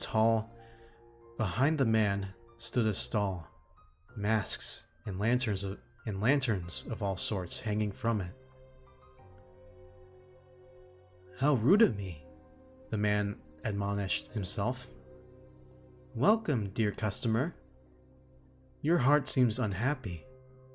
Why not take a look at my wares?" the man said as he gestured to the masks behind him. "Please, take one that will bring a smile to your face." The girl looked at the masks. There were ones that looked frightening, ones that looked strange, ones that looked exotic, and many others. "What about your mask, mister?" the girl asked. "Oh, I'm sorry, but this mask is very special. It's not for sale." The girl looked sad. "I like that mask. It looks really cool." The man laughed softly. "It has been called many things, but this is perhaps the first time it has been called cool." "Would you like a fruit?" the man asked, picking one from the tree behind him. "They're sweet and delicious." The girl reached to take it, but the man pulled his hand back. They're not for children." The girl was confused. "But just tonight, it should be fine," he said as he offered his hand once again. In the festival of the night, children can become adults, and adults become children. "Is that true?" asked the girl, and the man assured her it was.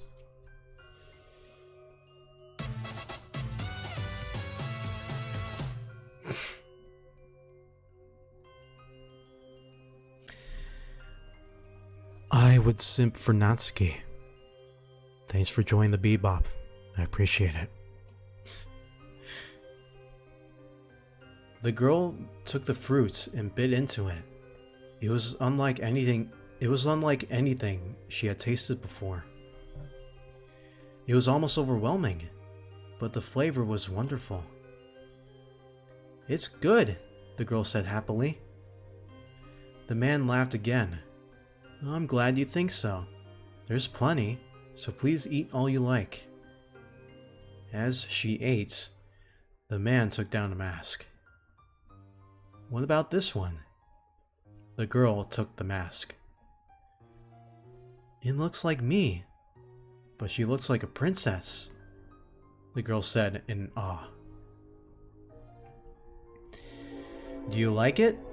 Please, take it. But what about the money? Asked the girl. I don't need money. Instead, I would like to be friends. Is that okay? Of course, the girl agreed. From now on, we're friends. I'm glad, the man said with gratitude. Why not put on your mask? The girl did so. She was overcome with a strange feeling.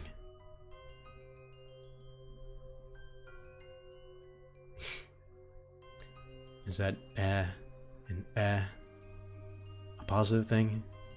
I would simp for Natsuki. Have you played this before?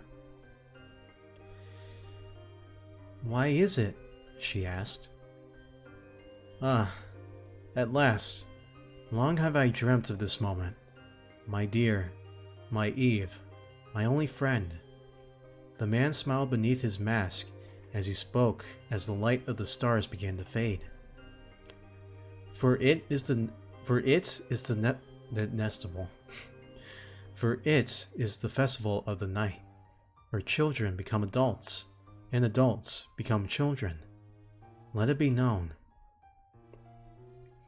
Another unconventional horror story. Oh.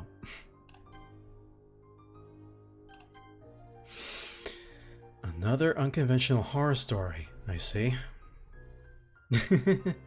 Yep, I guess monster-less horror stories are more popular than you think. I rather like the mysterious tone myself. It's very reminiscent of the style of Asian horror stories. You guys have a weird sense of what's scary. I mean, this story isn't necessarily meant to scare you to death. I didn't mean it in a negative way, and yes, I did. About 17 hours for Natsuki best ending. How far would you simp for Natsuki? How far exactly? Also, I like your emotes. Spirits don't have to just be frightening, you know? Oh wait, wait. There. Spirits don't have to just be frightening, you know? Well, it is Halloween. By the way, don't you think Natsuki's outfit is cute? Simp. Aren't things supposed to be scary today? Yeah, it's called life. But Halloween is fun too, not just scary. Alright, you guys. Break it up. Break it up. Let's just all agree to disagree again. Monica smiles gratefully at me, while Natsuki shoots me. Anyway, guess it's my turn to tell a story. So, this is something that actually happened to a friend of mine. Oh, really? Oh, really? Yes, really, Natsuki.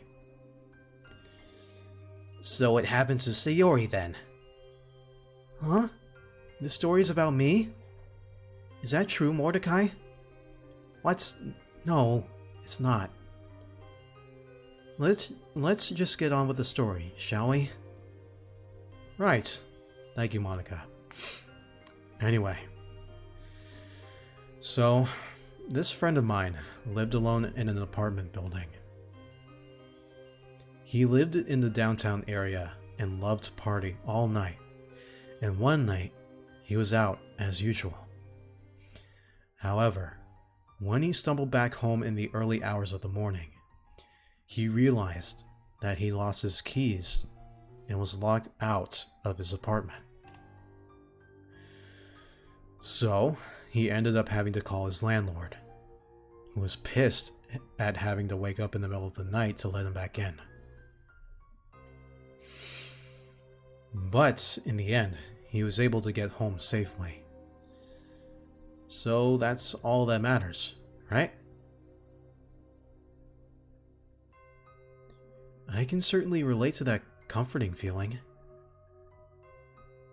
Right.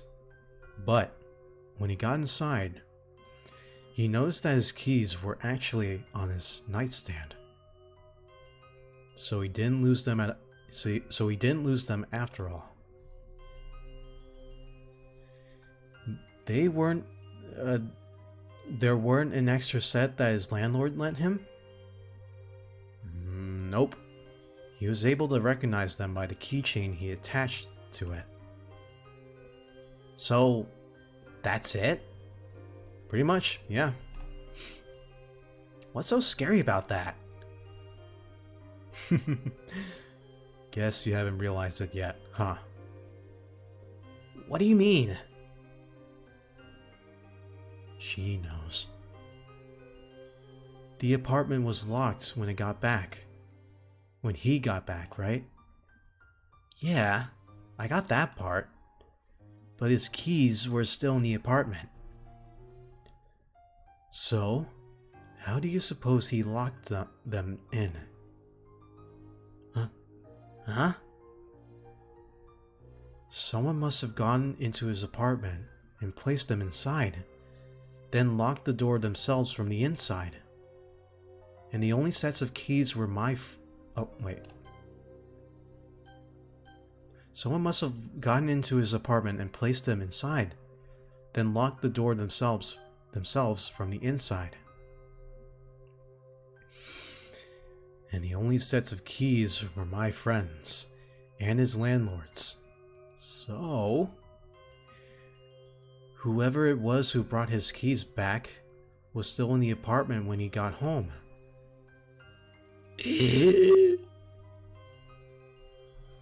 But who was it then? Oh, wait. But who was it then? He never found out. Oh, you're gonna make me permanently paranoid. That was quite an enjoyable story, Mordecai. Although it was short, the realization at the end definitely made up for that. Plus, the story calls on the real fears of things like squatters, stalkers, and killers. Who knows? Maybe one of us has a squatter living in our own home, hidden away, never to be found. Stop right there. I don't even want to think about it. Okay. That story wasn't half bad. Glad you all liked it. I'll have to admit, this has been pretty fun, guys. Yeah, it really has. We should do this sort of thing more often. This sort of stuff. Sayori, Halloween only comes around once a year. Oh, yeah. If I may make a suggestion. We all turn to look at her. Well, as it's fitting for the mood, would you like to try the Kokure-san game? Excuse me. Would you like to try the Kokure-san game? Huh? What's that? Oh, that Ouija board thing? Pfft, isn't that just some urban legend? Only if you believe it is, Natsuki. Oh, Ouija board stuff, huh? On one hand, although it's not very hard to scare me, I'm a bit skeptical about ghosts. Although, I've heard from a lot of people that messing around with the dark arts It is a dangerous business. I mean, we're in a dark school, late at night, with no one else around. We could become Corpse Party 3. If we really did open a portal for a malevolent spirit to enter our world, who knows what could happen? I'm in. Nah, that's a bit too far-fetched. At least if the spooky ghost kills me, I won't have to do that math homework that I've been procrastinating for a week. Seems a lot more tempting now. Can you tell us more, Yuri? Of course. So, Kokuri-san is the name of the spirit we'll summon. The name comprises 3 animals. A fox, Kok, a dog, Ku, and a raccoon, Ri. Kokuri. Each animal represents something different. For example, the dog is loyal and protecting, while the fox is a trickster or a teacher. You can ask Kokuri-san different things. You can ask who loves you, whether you'll become rich, etc. Hang on. You can ask it anything? A devilish smile crosses her face. Surprise, surprise. Why don't we ask Kokuri-san when we're going to die? Yuri looks aghast, nervously fiddling with a strand of hair. Natsuki, there are questions you shouldn't ask, and that's one of them. Nah, come on, Yuri. This is the perfect time for it. I don't think you realize what you're getting... Oh, wait. I don't think you realize what you're getting into. There are many stories of people messing around with spirits, all ending with awful consequences. Oh, come on, Yuri. Besides, it's part dog. If it starts trying to possess someone, we can just throw a stick for it. Ew. Also, it's a Shinto spirit, not a demon or ghost. Not Spooky is the one wearing a bone outfit, and we all know dogs love bones. So it's just her who has to worry.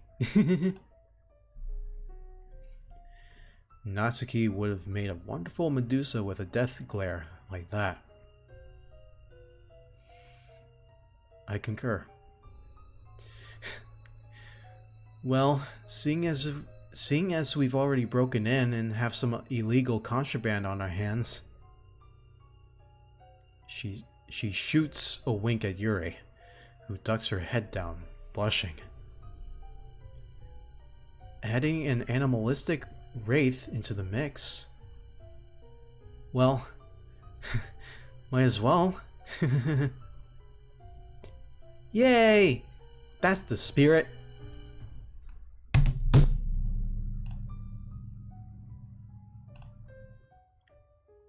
No one? Oh, okay. Okay then. Let's begin the preparations. With the ritual set up and the candles dimmed, we're ready to go. We also had to...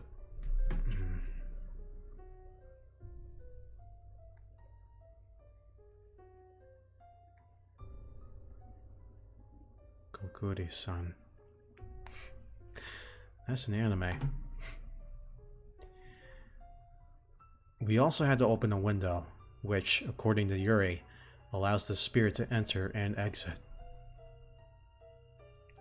The ambient noises from outside permeate the room, adding to the atmosphere within. So, what happens now? Oh my god. There's an actual graphic for this. Oh no. Place a coin on the red gate.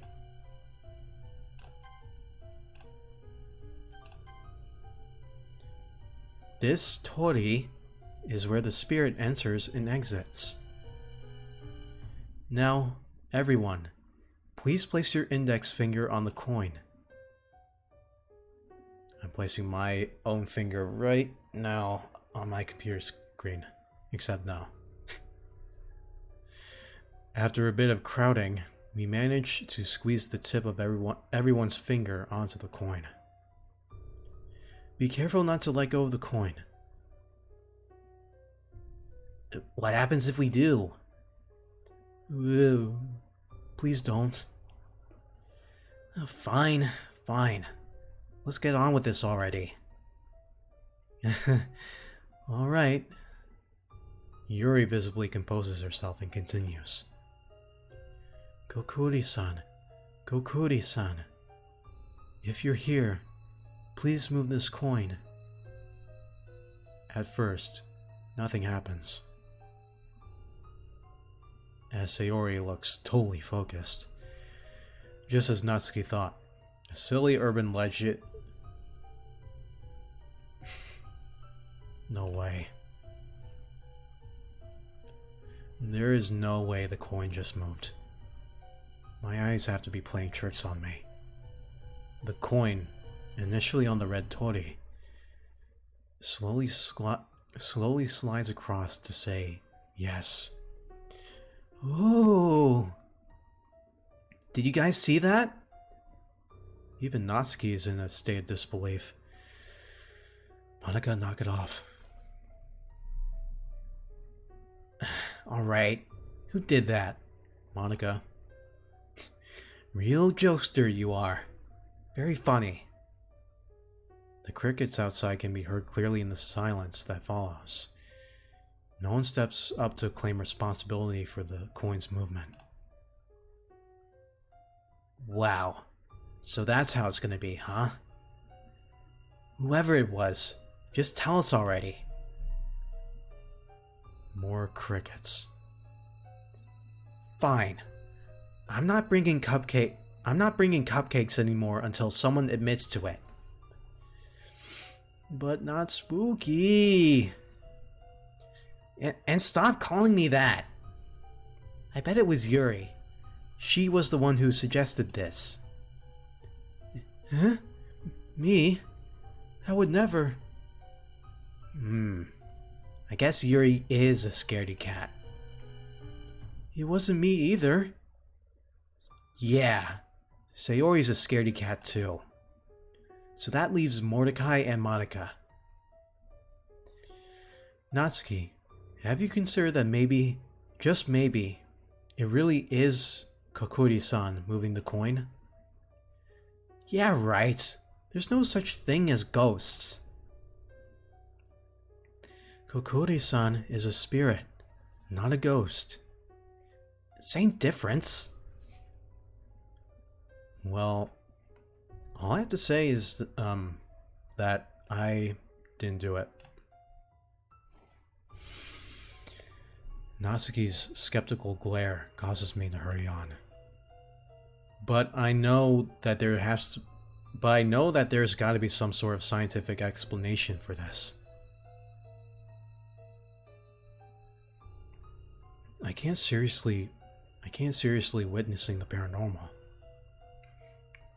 Nor, I can't seriously be witnessing the paranormal. Can I? Okay, Einstein. What's your scientific explanation for this then? I'm working on it. Uh-huh. It has to be one of us doing it. I know. Why don't we ask Kokuri-san something that Mordecai and I couldn't have known? Given that you seem to suspect us the most. Okay then. Sayori, ask it something. But what should I ask? I don't know. Anything that Mordecai and Monica couldn't have known.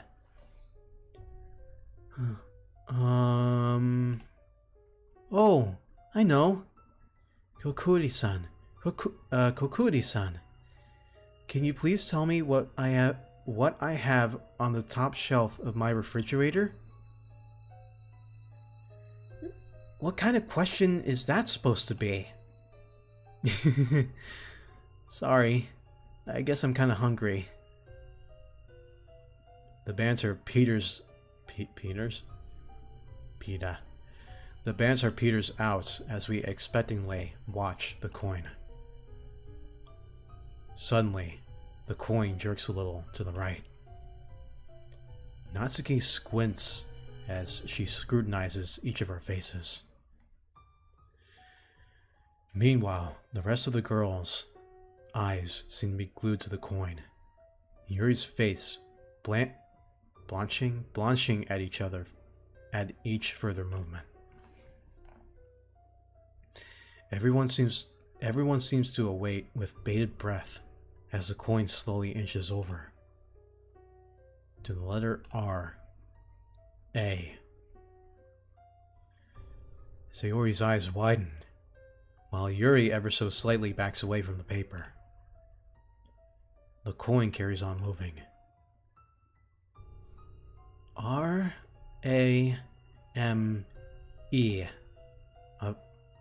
Ramen? Ramen? They're leftovers. Sayori, you've really got to eat more healthily. Oh, but it's so tasty. Should we really be using Kokuri-san to answer such frivolous questions? That wasn't frivolous at all. We were proving whether or not it was one of us moving the thing. And now you have your answer. None of us moved it. Wait. So is that supposed to mean it was Kokuri-san who moved it? Monica seems awfully cheery at this revelation. Man, Monica, does anything faze you? I've just been in much scarier scenarios than this.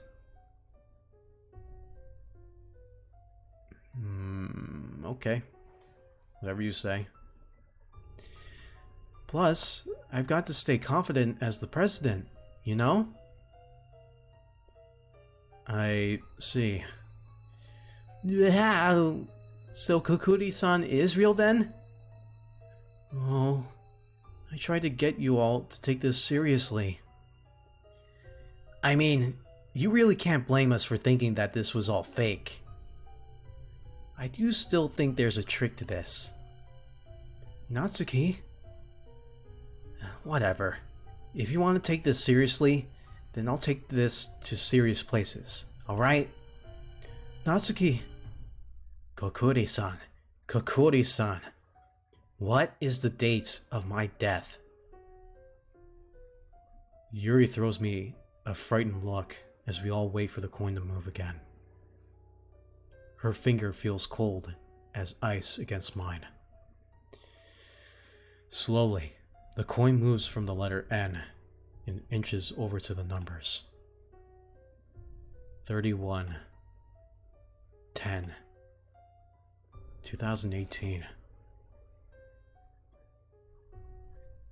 That's today. Oh, I don't like this anymore, guys.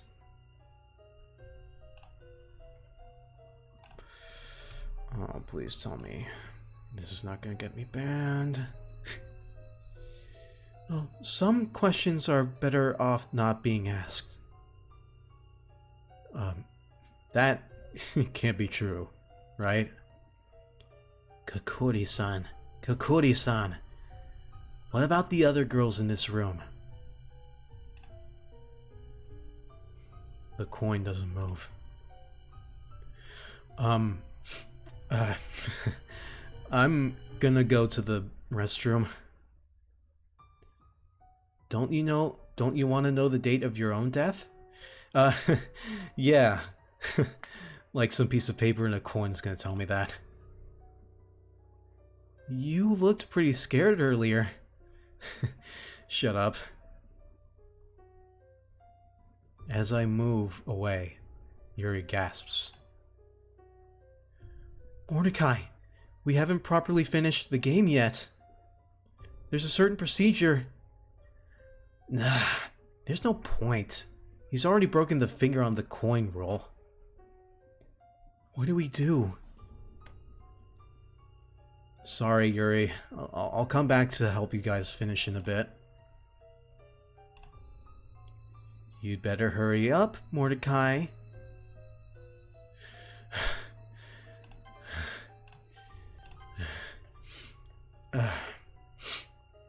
Phew. Finally, out of the club room. I can't believe that game actually scared me. Although I'm curious to know who it was who rigged the game. It had to have been rigged, right? The restroom is pitch black when I open the door, save for the faint moonlight glancing off the bathroom mirror. The contrast between the darkness and the shining glass dazzles me for a moment, until I notice it. The dark figure within the glass that's standing completely still. All the urban legends that I've heard of involving mirrors begin to rush through my head. Some instinct inside me stops me from moving, as if doing so would stop me from being noticed. I don't even dare to take a breath. As my eyes start to water from the lack of oxygen, the figure in the mirror seems to start wavering as well. Oh, crap. I can't take it anymore.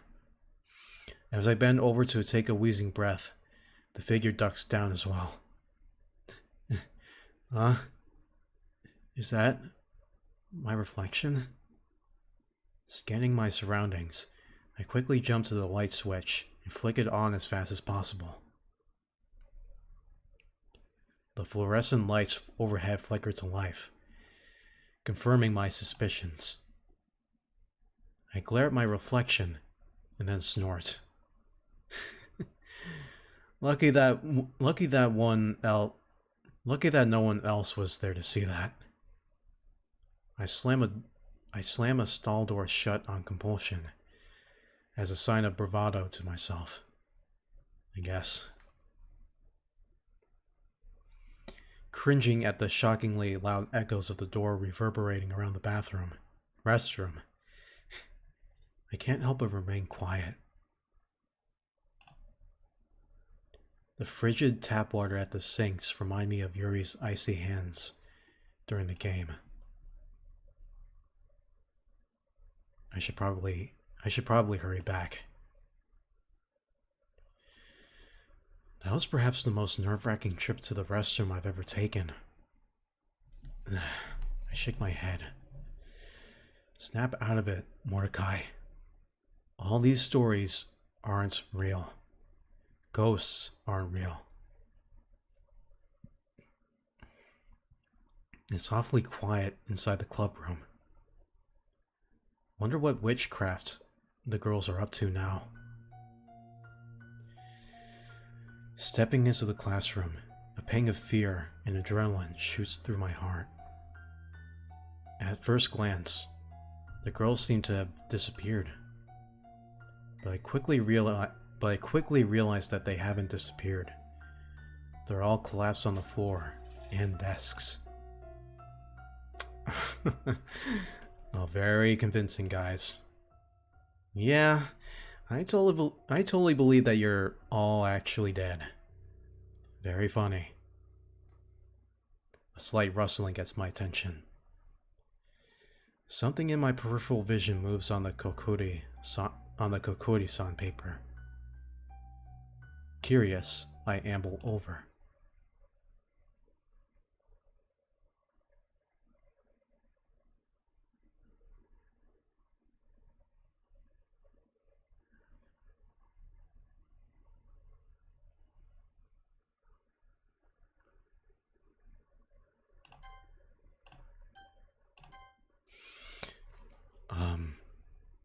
What? Why is the coin spelling this out? Wait, more importantly, how's the coin moving by itself? My mind flashes back to what Yuri said before I left. We hadn't properly finished the game. There was a certain procedure that we were supposed to follow. But what happens if you don't do all that? Hold on. It's not like ghosts are real though. Right? They must be playing a prank on me right now. Right? I reach down to shake Monika's shoulder. She's lying prone on the floor, and I can't help but feel dread that her body will be cold. As I start to reach down, I freeze.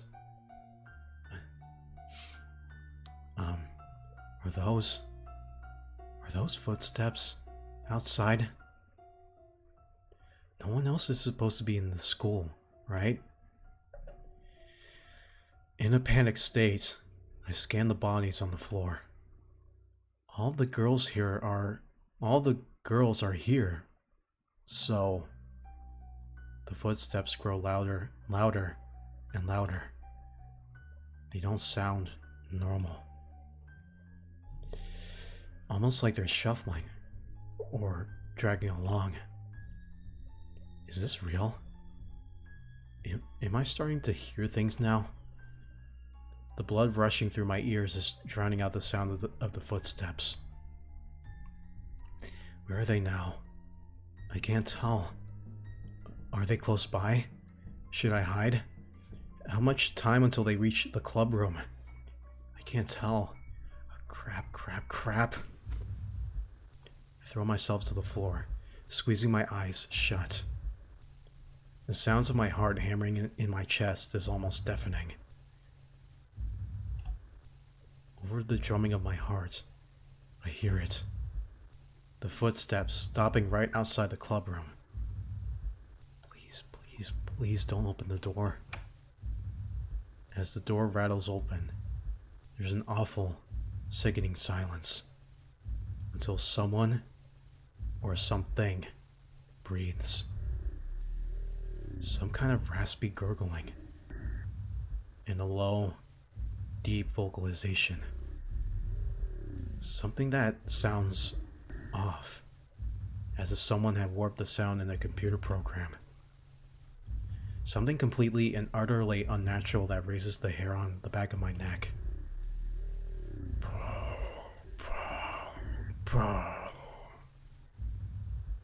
I feel absolutely paralyzed.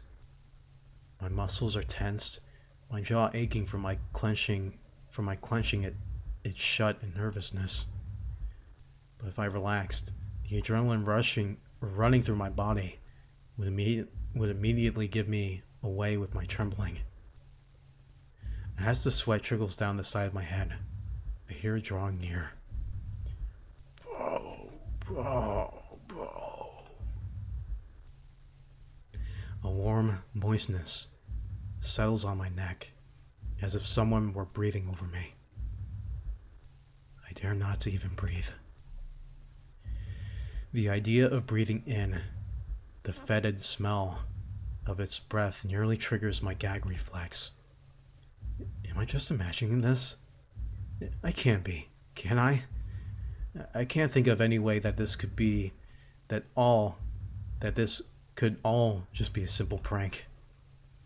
There's no way any of the girls could manufacture this. Being that feels wrong to its very core. The temptation to satisfy my curiosity and look at whatever's hovering over me is almost overpowering. But an instinct deep within demands that I keep I keep my eyes shut. I can't help but feel dread that's something horrific will happen if I look up. All I can do is pray for this thing to go away. Please go away. Please go away. Please go away. Maybe this mantra can help me drown out the sheer fear I'm feeling. While soundlessly chanting my mantra over and over in my head, I realize that the room has gone quiet. Suspiciously quiet. It's too soon to move, isn't it? I'll give it 5 minutes. I'll give it 5 minutes until I peek out at the room.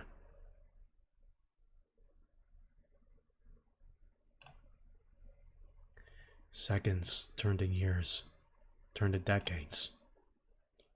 I can't tell how much time has passed, and given my panicked state of mind, I don't trust myself to judge time well. It feels like an hour has passed, but it's probably more like a minute or two. Or has it been 5 minutes? Should I open my eyes? Open your eyes, Link. Got transported to Hyrule. Oh shit. Should I? Hold on. Shouldn't I be getting help for the others soon?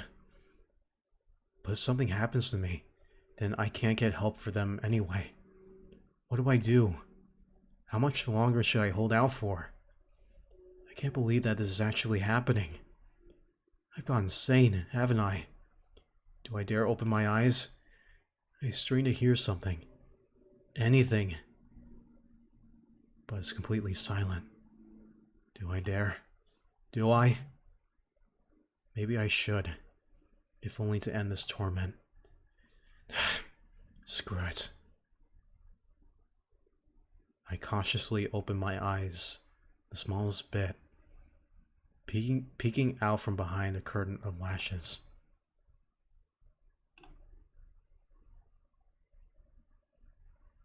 Nothing's there. Just an empty classroom.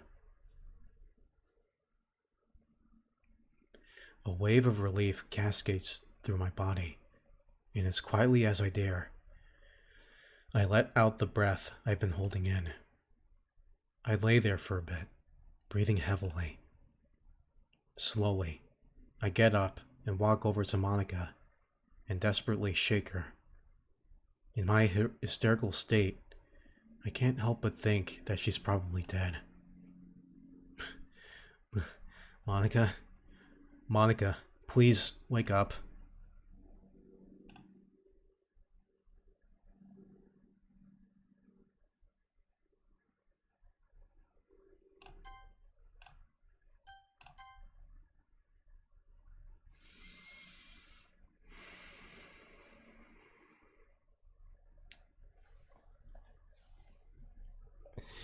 This mod is too pure. What are you doing to me?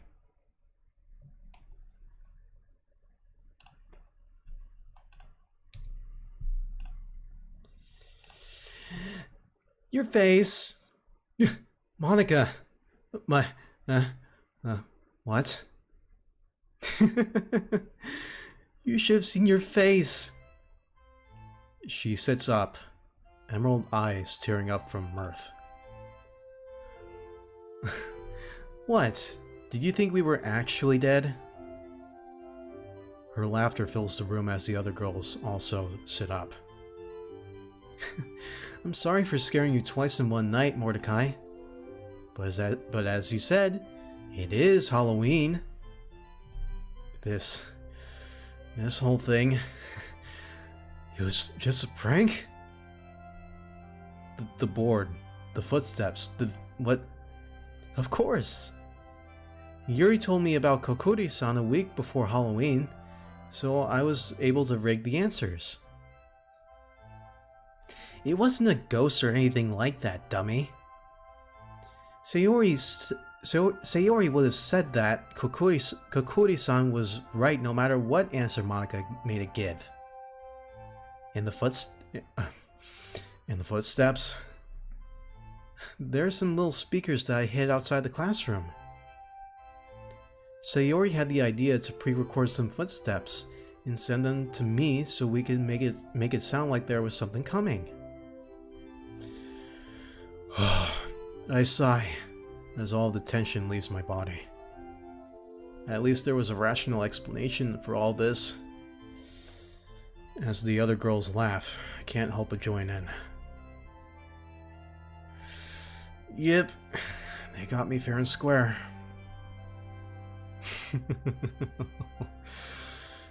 Okay, guys. I'll admit. Well played. You got me good.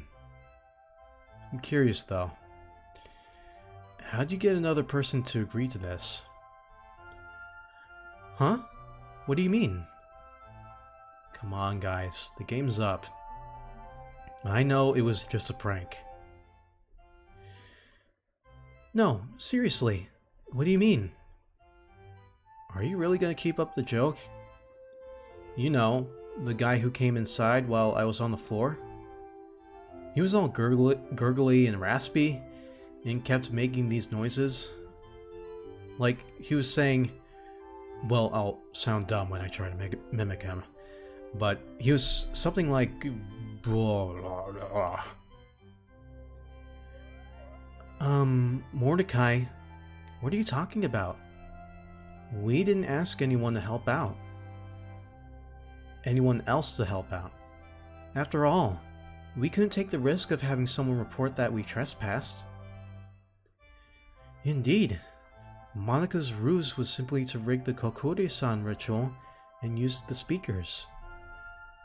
Who are you talking about? As far as we're concerned, we're the only ones in the building. Wait, what? You guys are completely serious now? The girls all nod at me. The only things I did were deliberately moving the coin around while I was touching it, while I was touching it and rigging the speakers. Nothing else? That's right. Sayori, you swear that you're telling the truth? I am. Sayori would never lie like that to me. So that means... Wait. So, you guys didn't hear that? They all exchange looks of bewilderment. Am I actually losing my mind? Like Yuri said, I'm pretty sure it's just us in the building. You're honestly telling me you didn't hear anything? The girls share a look of alarm. Mordecai, relax. There was nothing there. It's okay. Yeah, even if there was some spooky ghost, I would have kicked its butt.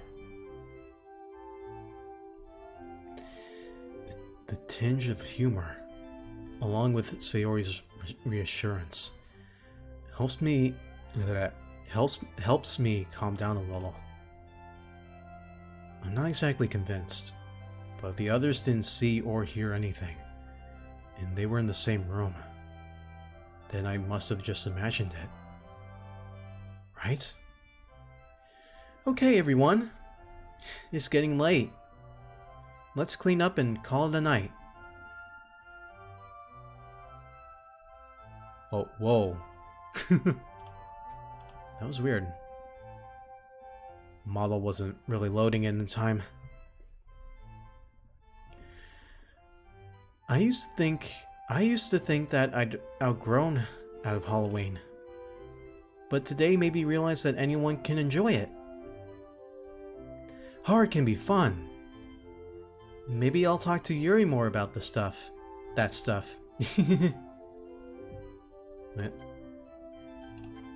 that was her saying that.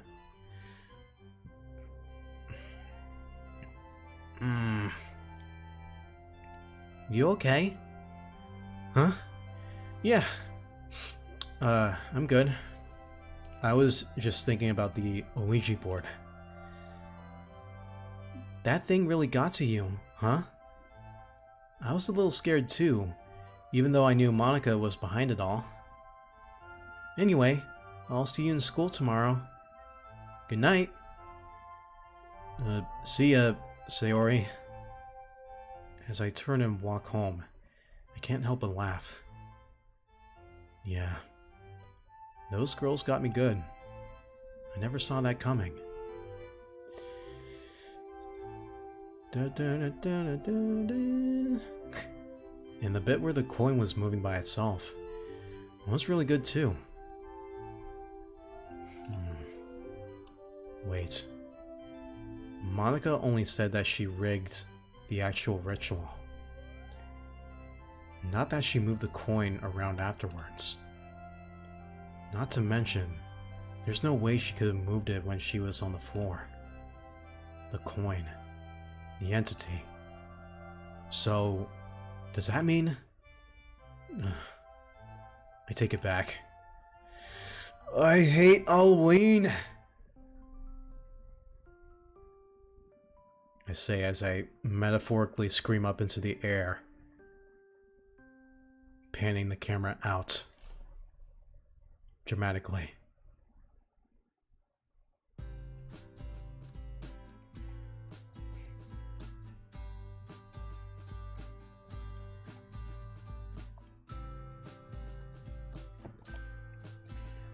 Ooh. Oh my god. 2 hours of Halloween. And now we're in the 50s.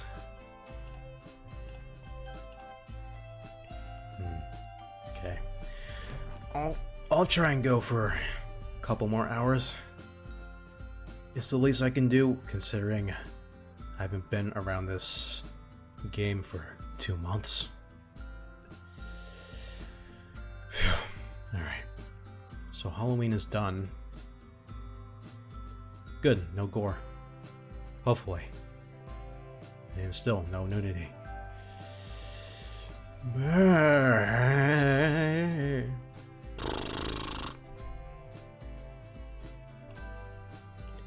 It's gotten so cold. October was so warm. Why couldn't it stay that way? We are in November now, you know? But last year's November was so mild. Yeah, it's so unfair. Other places get really cool winter things like penguins. Reindeers. Even Frosty the Snowman.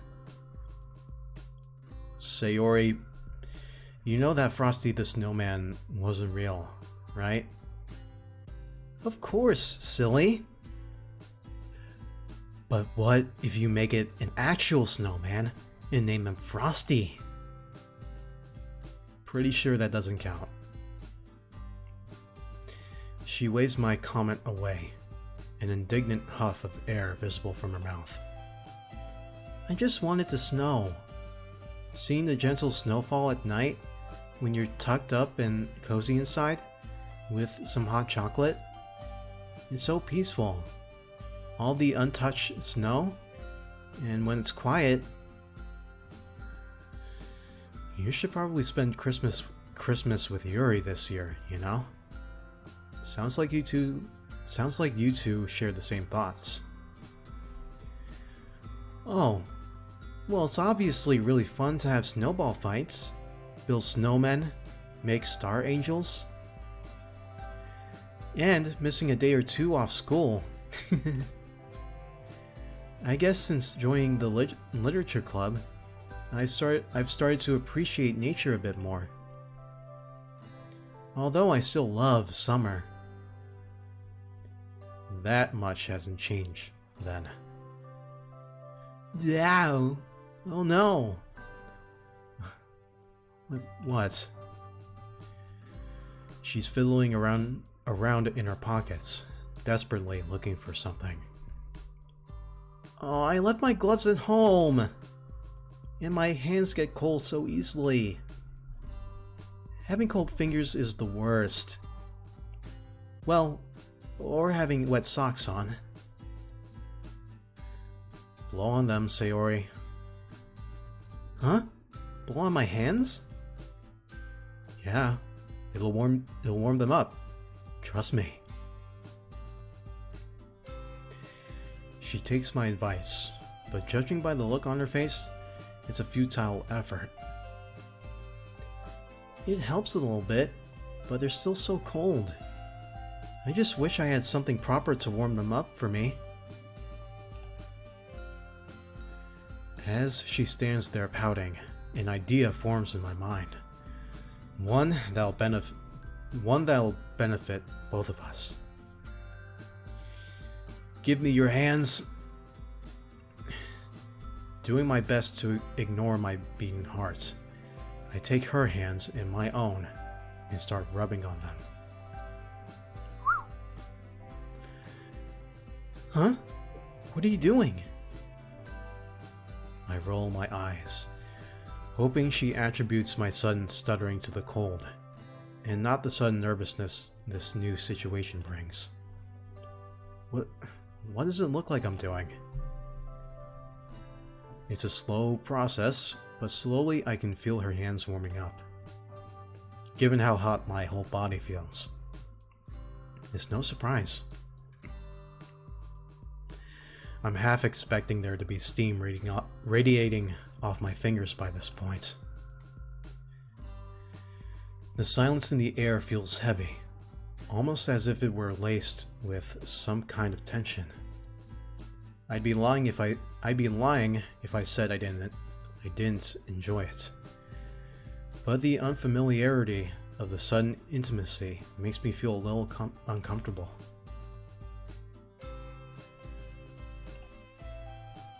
There. They should be much warmer now.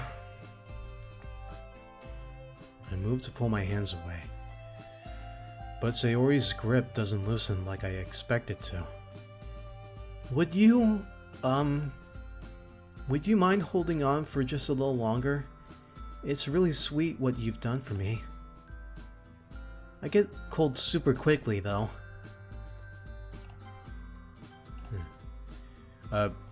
Sure.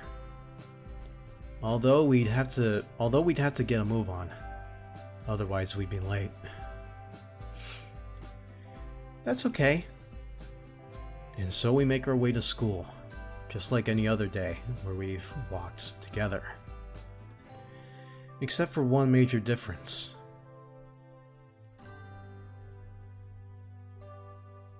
Lewd. I mean, friends can be lewd, right?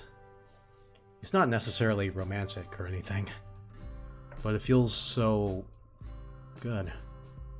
Just like it belongs. Sayori's fingers are absent-mindedly stroking the back of my hand, and I have to fight the urge to return the favor.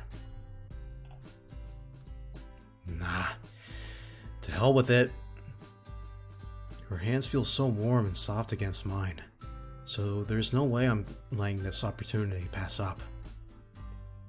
She laughs softly as my fingers trace a gentle circle around the back of her hand.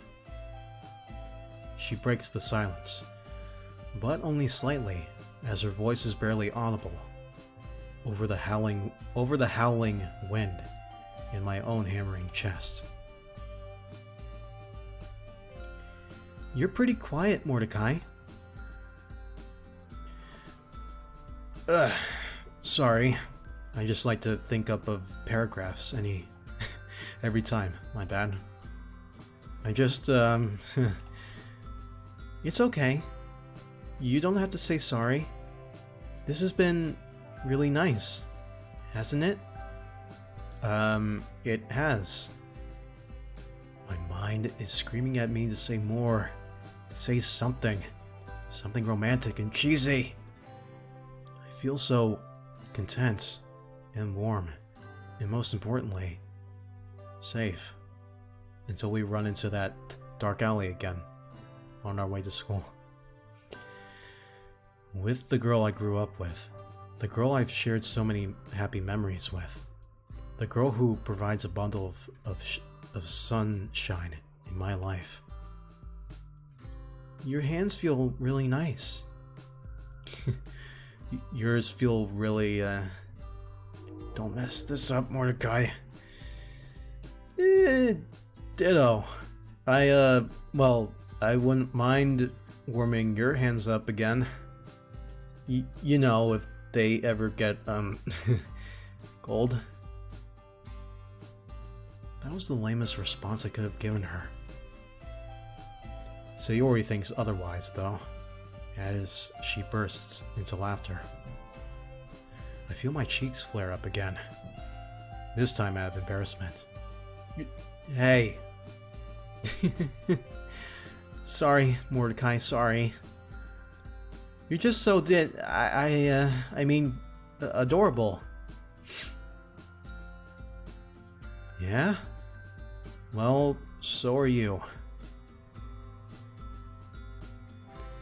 The line is out of my mouth before my brain has a chance to even process it. And this time, it's Sayori's turn to grow flustered. An endearing crimson flush appears on her cheeks as she looks away, embarrassed. Eh? You can be really cute. Oh, wait. You can be really cute sometimes. You know that? This is deep into uncharted territory. I've really passed some kind of line. The line that you'd adhere to when you're just friends with someone. Although, do I really care? No.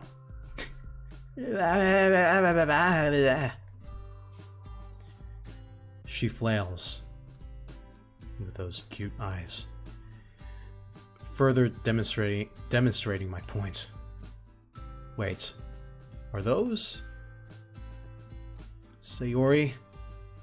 What's that in your pocket? Are those gloves?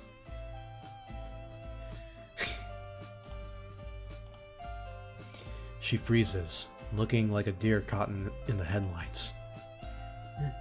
Huh? No, of course not. Whoa, look at the time. We're going to be late. See you at lunchtime. She zooms off with the velocity of a bullet. I'm left standing there in awe. That girl is so damn sneaky. Then again, it's not like I didn't benefit from her little plan, is it? She'll be the death of me. With high spirits, I follow after Sayori's rapidly disappearing profile. Mr. Sakurai. Konnichiwa. And that was the state of the war by the summer of 1917. As he outlines the activity we'll be doing next, my ears prick up as he mentions we'll be doing it in pairs. By the way, turn to page 394. That chapter should be the most relevant for this task. Now, if you don't mind me, I'll be marking all the homework I should have gotten back to you last week.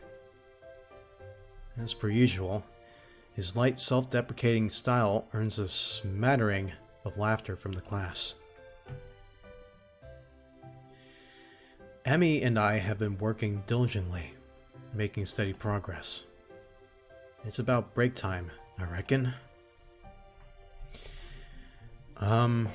I've been meaning to ask, how's the track stuff coming along? Oh, the season has been great! Although there aren't as many sessions going on this month. I mean, there's still some, but people always chicken out when it gets cold. No dedication. I hate seeing people give up on stuff. You and your running. Yeah? Yeah. I gotta give you credit for that, though. I wish I had the drive for exercise. Oh, I don't think it's a lack of drive that stops you from exercising, Mordecai. There's a mischievous look in her eye. You're distracted. I catch Sakurai looking at us. Hastily, I turn back to my textbook and scribble something in a lazy effort to look like I'm doing some work. Once his back is turned, my full attention goes back to Emmy.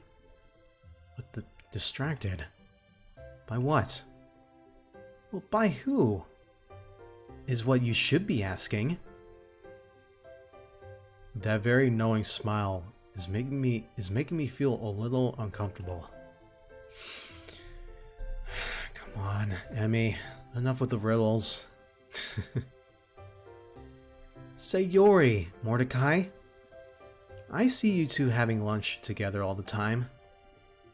Don't you walk her home as well? I didn't know they teach you how to stalk people at the track club, Emmy. So you do walk her home then. So you do stalk me, huh? So, do you like her? Hey, I promise I won't tell anyone. Oh, she can be Faye. From Finding Paradise. Not from Bebop. Or maybe, no, not from Bebop. And come on! The amount of times I let you copy my homework. I grumble under my breath. I had a feeling you'd use that to get a favor out of me. Use it against you? Mordecai! Of course not. It's just my way of reminding you that you can trust me. Well, actually, no. I guess I'm being a little pushy, aren't I? Sorry, I shouldn't have. It's all good, man. It's not that I don't want to tell you. It's just... I don't know. It's really confusing. I guess to put it simply... Yeah, I do like her. Ah! I knew it! That's so cute, though. How long have you liked her? I nervously scratch the back of my neck. Well, we've always been childhood friends, and if you've read manga and seen anime, you know how that goes. But over the past few years, we started drifting apart. I joined her literature club last month, and well, since then, I've just really enjoyed being around her. I guess I never really realized what my feelings were. We've been spending more time together recently, and I sigh dreamily. You're noticing all the little quirks about her, aren't you? Aww. Yeah, things like how blue her eyes are, how warm and soft her hands feel, and how cute she looks when she's concentrating. She's always been really good at making me feel at ease. When she's around, I just really feel like, I don't know, just, happy? Oh, God. All that mushy stuff must sound super embarrassing. Sorry. I know this must sound really uber cringy. It doesn't. It's fine. I know the feeling myself. Oh, that guy you started dating a couple months ago. The new guy, right? That's the one. So what was it like for you? What little things did you start to notice about him? I guess I realized how much he really thinks with his heart. He's a little dense, but I really came to appreciate how patient he can be. But that's enough about me. Sounds like exactly the same thing is going on here. When are you gonna tell Sayori? Well, that's the thing. Mordecai, Emmy. Everything going well? Oops. Looks like I was getting so into the conversation with Emmy that I totally forgot we were in a classroom. Thankfully, we've made enough progress for Sakurai not to chide us. He studies our notes. Doing well so far. Although I'd add a little more detail about how the United States entered and how they clashed against their policy of isolationism. After all, it was a turning point in the war from both a military and foreign policy perspective. Noted, sir. As he meanders off, Emmy wastes no time in jumping back to the conversation. You are gonna tell her, right? I don't know. Part of me wants to, but I'm super nervous. What if she doesn't feel the same way? She dismisses my concerns with a frown and shake of the head. Look, I can tell that she likes you. How can you possibly... Female intuition. First motherly intuition, now female intuition. Pretty soon it's gonna be senpai intuition. No fair. Women get all the psychic powers. Like a Dabra from Pokemon. Trust me, she spends so much time with you, and my gut feeling has never been wrong before. She winks at me. Strangely enough, it fills me with a little bit of confidence. Okay, then. I swallow. I guess I'll tell her. I just don't know how to do it. Look, it's easy. All you have to do is be honest with her. Tell her what you told me. That you really like spending time with her, and that you want her to be your girlfriend. Easy. She leans back triumphantly.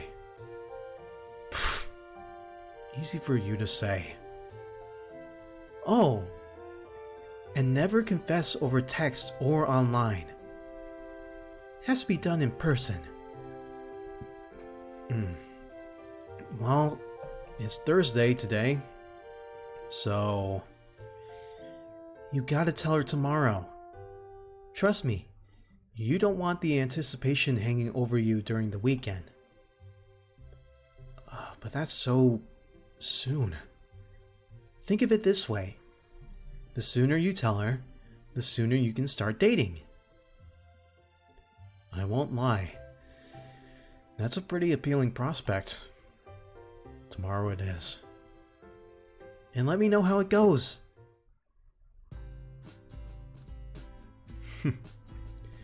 Managed to find your gloves this time, huh?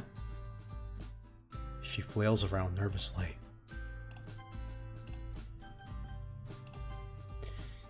Yeah, I guess I didn't know they were in my pocket the whole time before.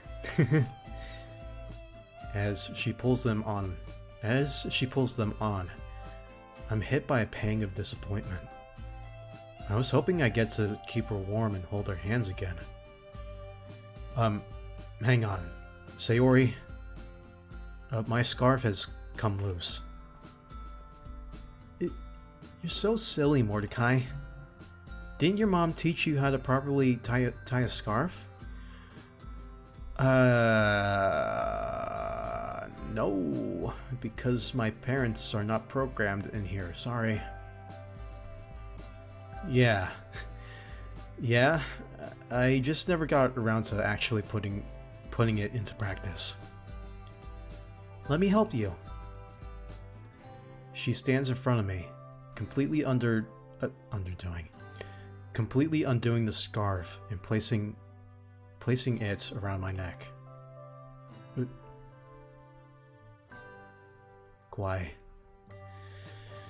At this distance, not only can I see her breath forming a misty cloud in front of me, but I can even feel it on my face.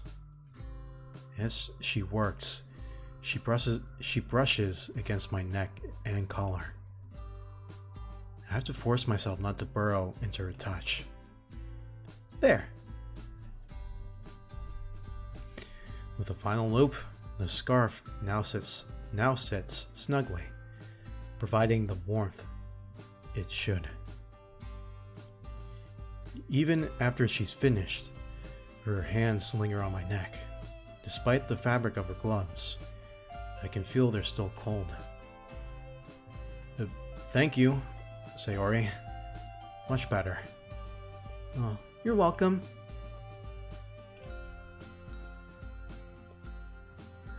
Sakurai told us that during the war, a bunch of miners and bombs set off an explosion so loud it was heard in London, all the way from France, over 140 miles away.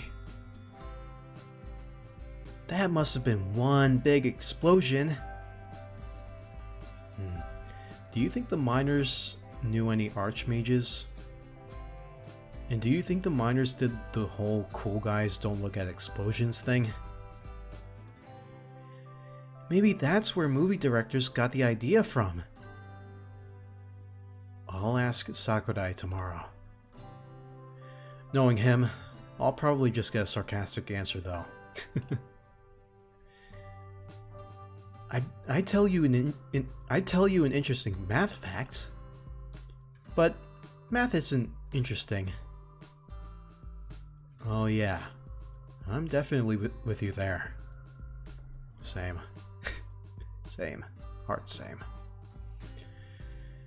Seriously, you can't write a poem with numbers or a story. I don't think I've ever seen my parents using the quadratic formula or worked out the area of a triangle in real life.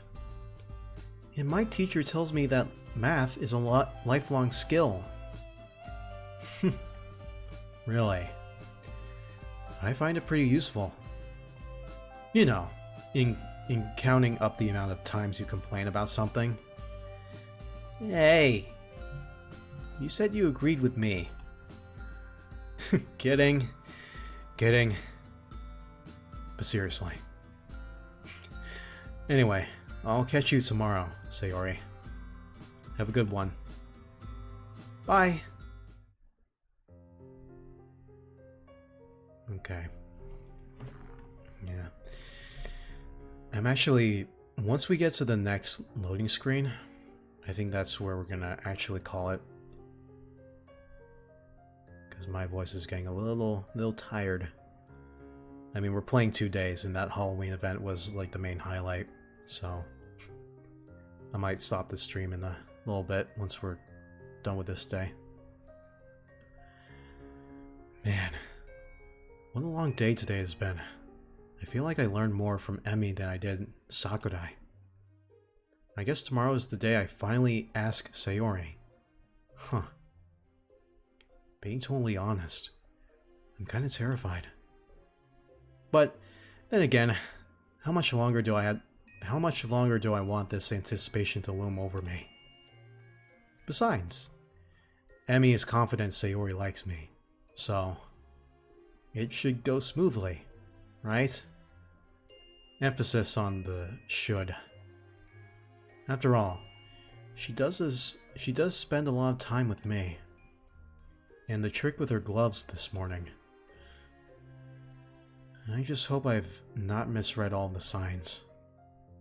Or else tomorrow is going to be super awkward.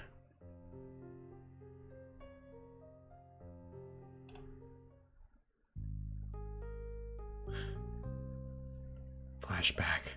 Again. Or just dream sequence. What's up, Mordecai? You're looking really glum. Oh, it's nothing, Sayori. Hey, I know something's bothering you. You can talk to me. It'll be okay. I didn't do well in the end-of-year exams. People found out, and they kept laughing at me. Plus, my parents are gonna be so mad. I'm an idiot. Hey! You aren't an idiot, Mordecai. You're not stupid at all. But I messed up so badly. You're still really smart to me, though. You helped me with homework so many times. And look, you tried your best, right? Yeah. That's fine then. That's all that counts. Teachers can't expect more, can they? Yeah. I suppose you're right. And those meanies, they're just jealous. Jealous? Huh? Of what? Well, you're really good at the floor is lava game. And I was just gonna say we play that now. That'll cheer you up. I know it. I don't know. Come on. You can be Spider-Man again. That's okay. I'd rather be Shigeo. Thank you. Okay then. Let's start here. Yay! Yatta! The next hour passes by in a blur. Within moments, we were already hopping around the room, zipping by from chair to chair, room to room. Ah! Watch out!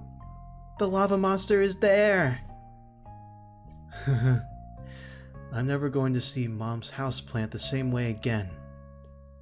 Come on, Sayori. You've got this. There's a fairly big gap between the two couches, and Sayori peers over the edge, trying to see if she can make it. Even if you fall, I've got you. With telekinesis.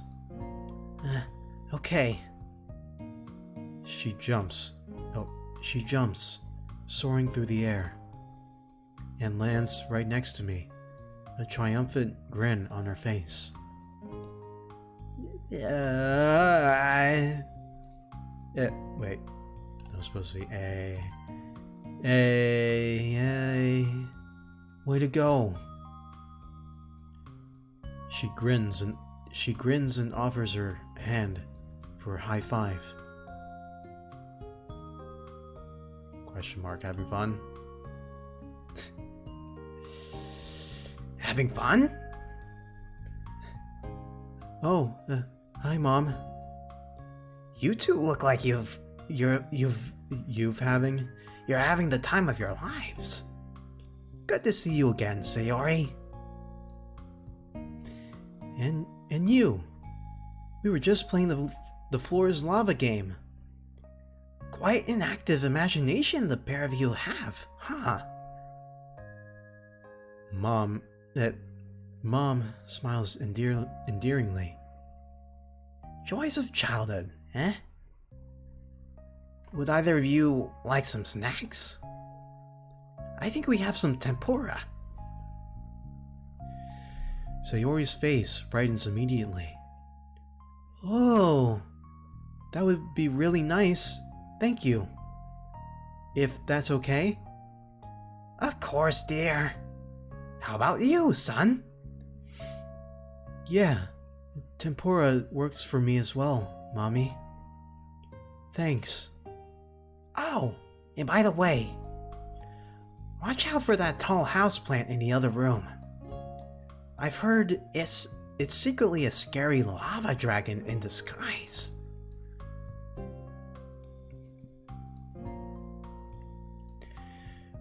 She winks as she leaves.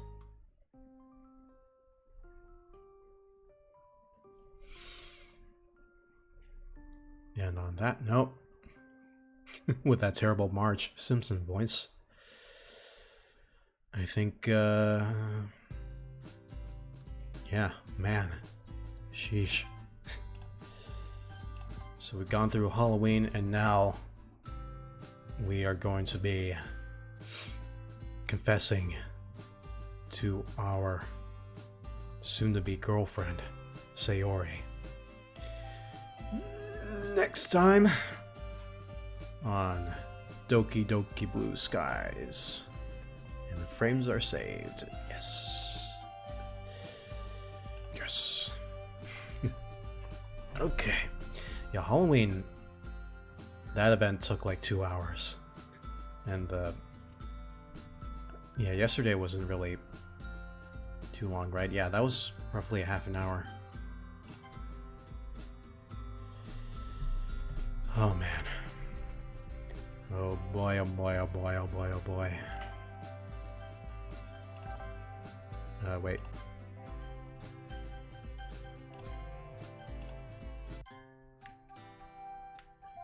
Alright, we'll leave on this happy note. Yeah, that Halloween event was it was pretty cute, and seeing all the girls' costumes was pretty kawaii. I wonder if uncensoring the nudity changes the costumes. Feel free to let me know on that, because I genuinely don't know. But anyways, that's gonna do it for session 4 of Doki Doki Blue Skies. So thank you all so much for watching live. If you're on Twitch, or if you're watching this VOD on YouTube, then as always, thank you for watching. I appreciate it. Really had a good time getting back into the voice acting for the Doki Doki universe. And there will be more to come. Most likely on Fridays. Most likely on Fridays. So next time, we are going to potentially succeed in confessing our true feelings for Sayori. And I think, it's pretty obvious that we're on the Sayori route. Which I don't really have any problems with. Because next to Monica, she's one of the best girls, in my opinion. All these girls are. But just Sayori, I would simp for hard. Yeah. So as always, do whatever you want. Follow me everywhere, anywhere, anytime. I have been Kazuki Zandadem, Fullmetal-kun, Fullmetal Bebop. And yeah, I will see you guys on the next one. See ya, bouncy alchemists.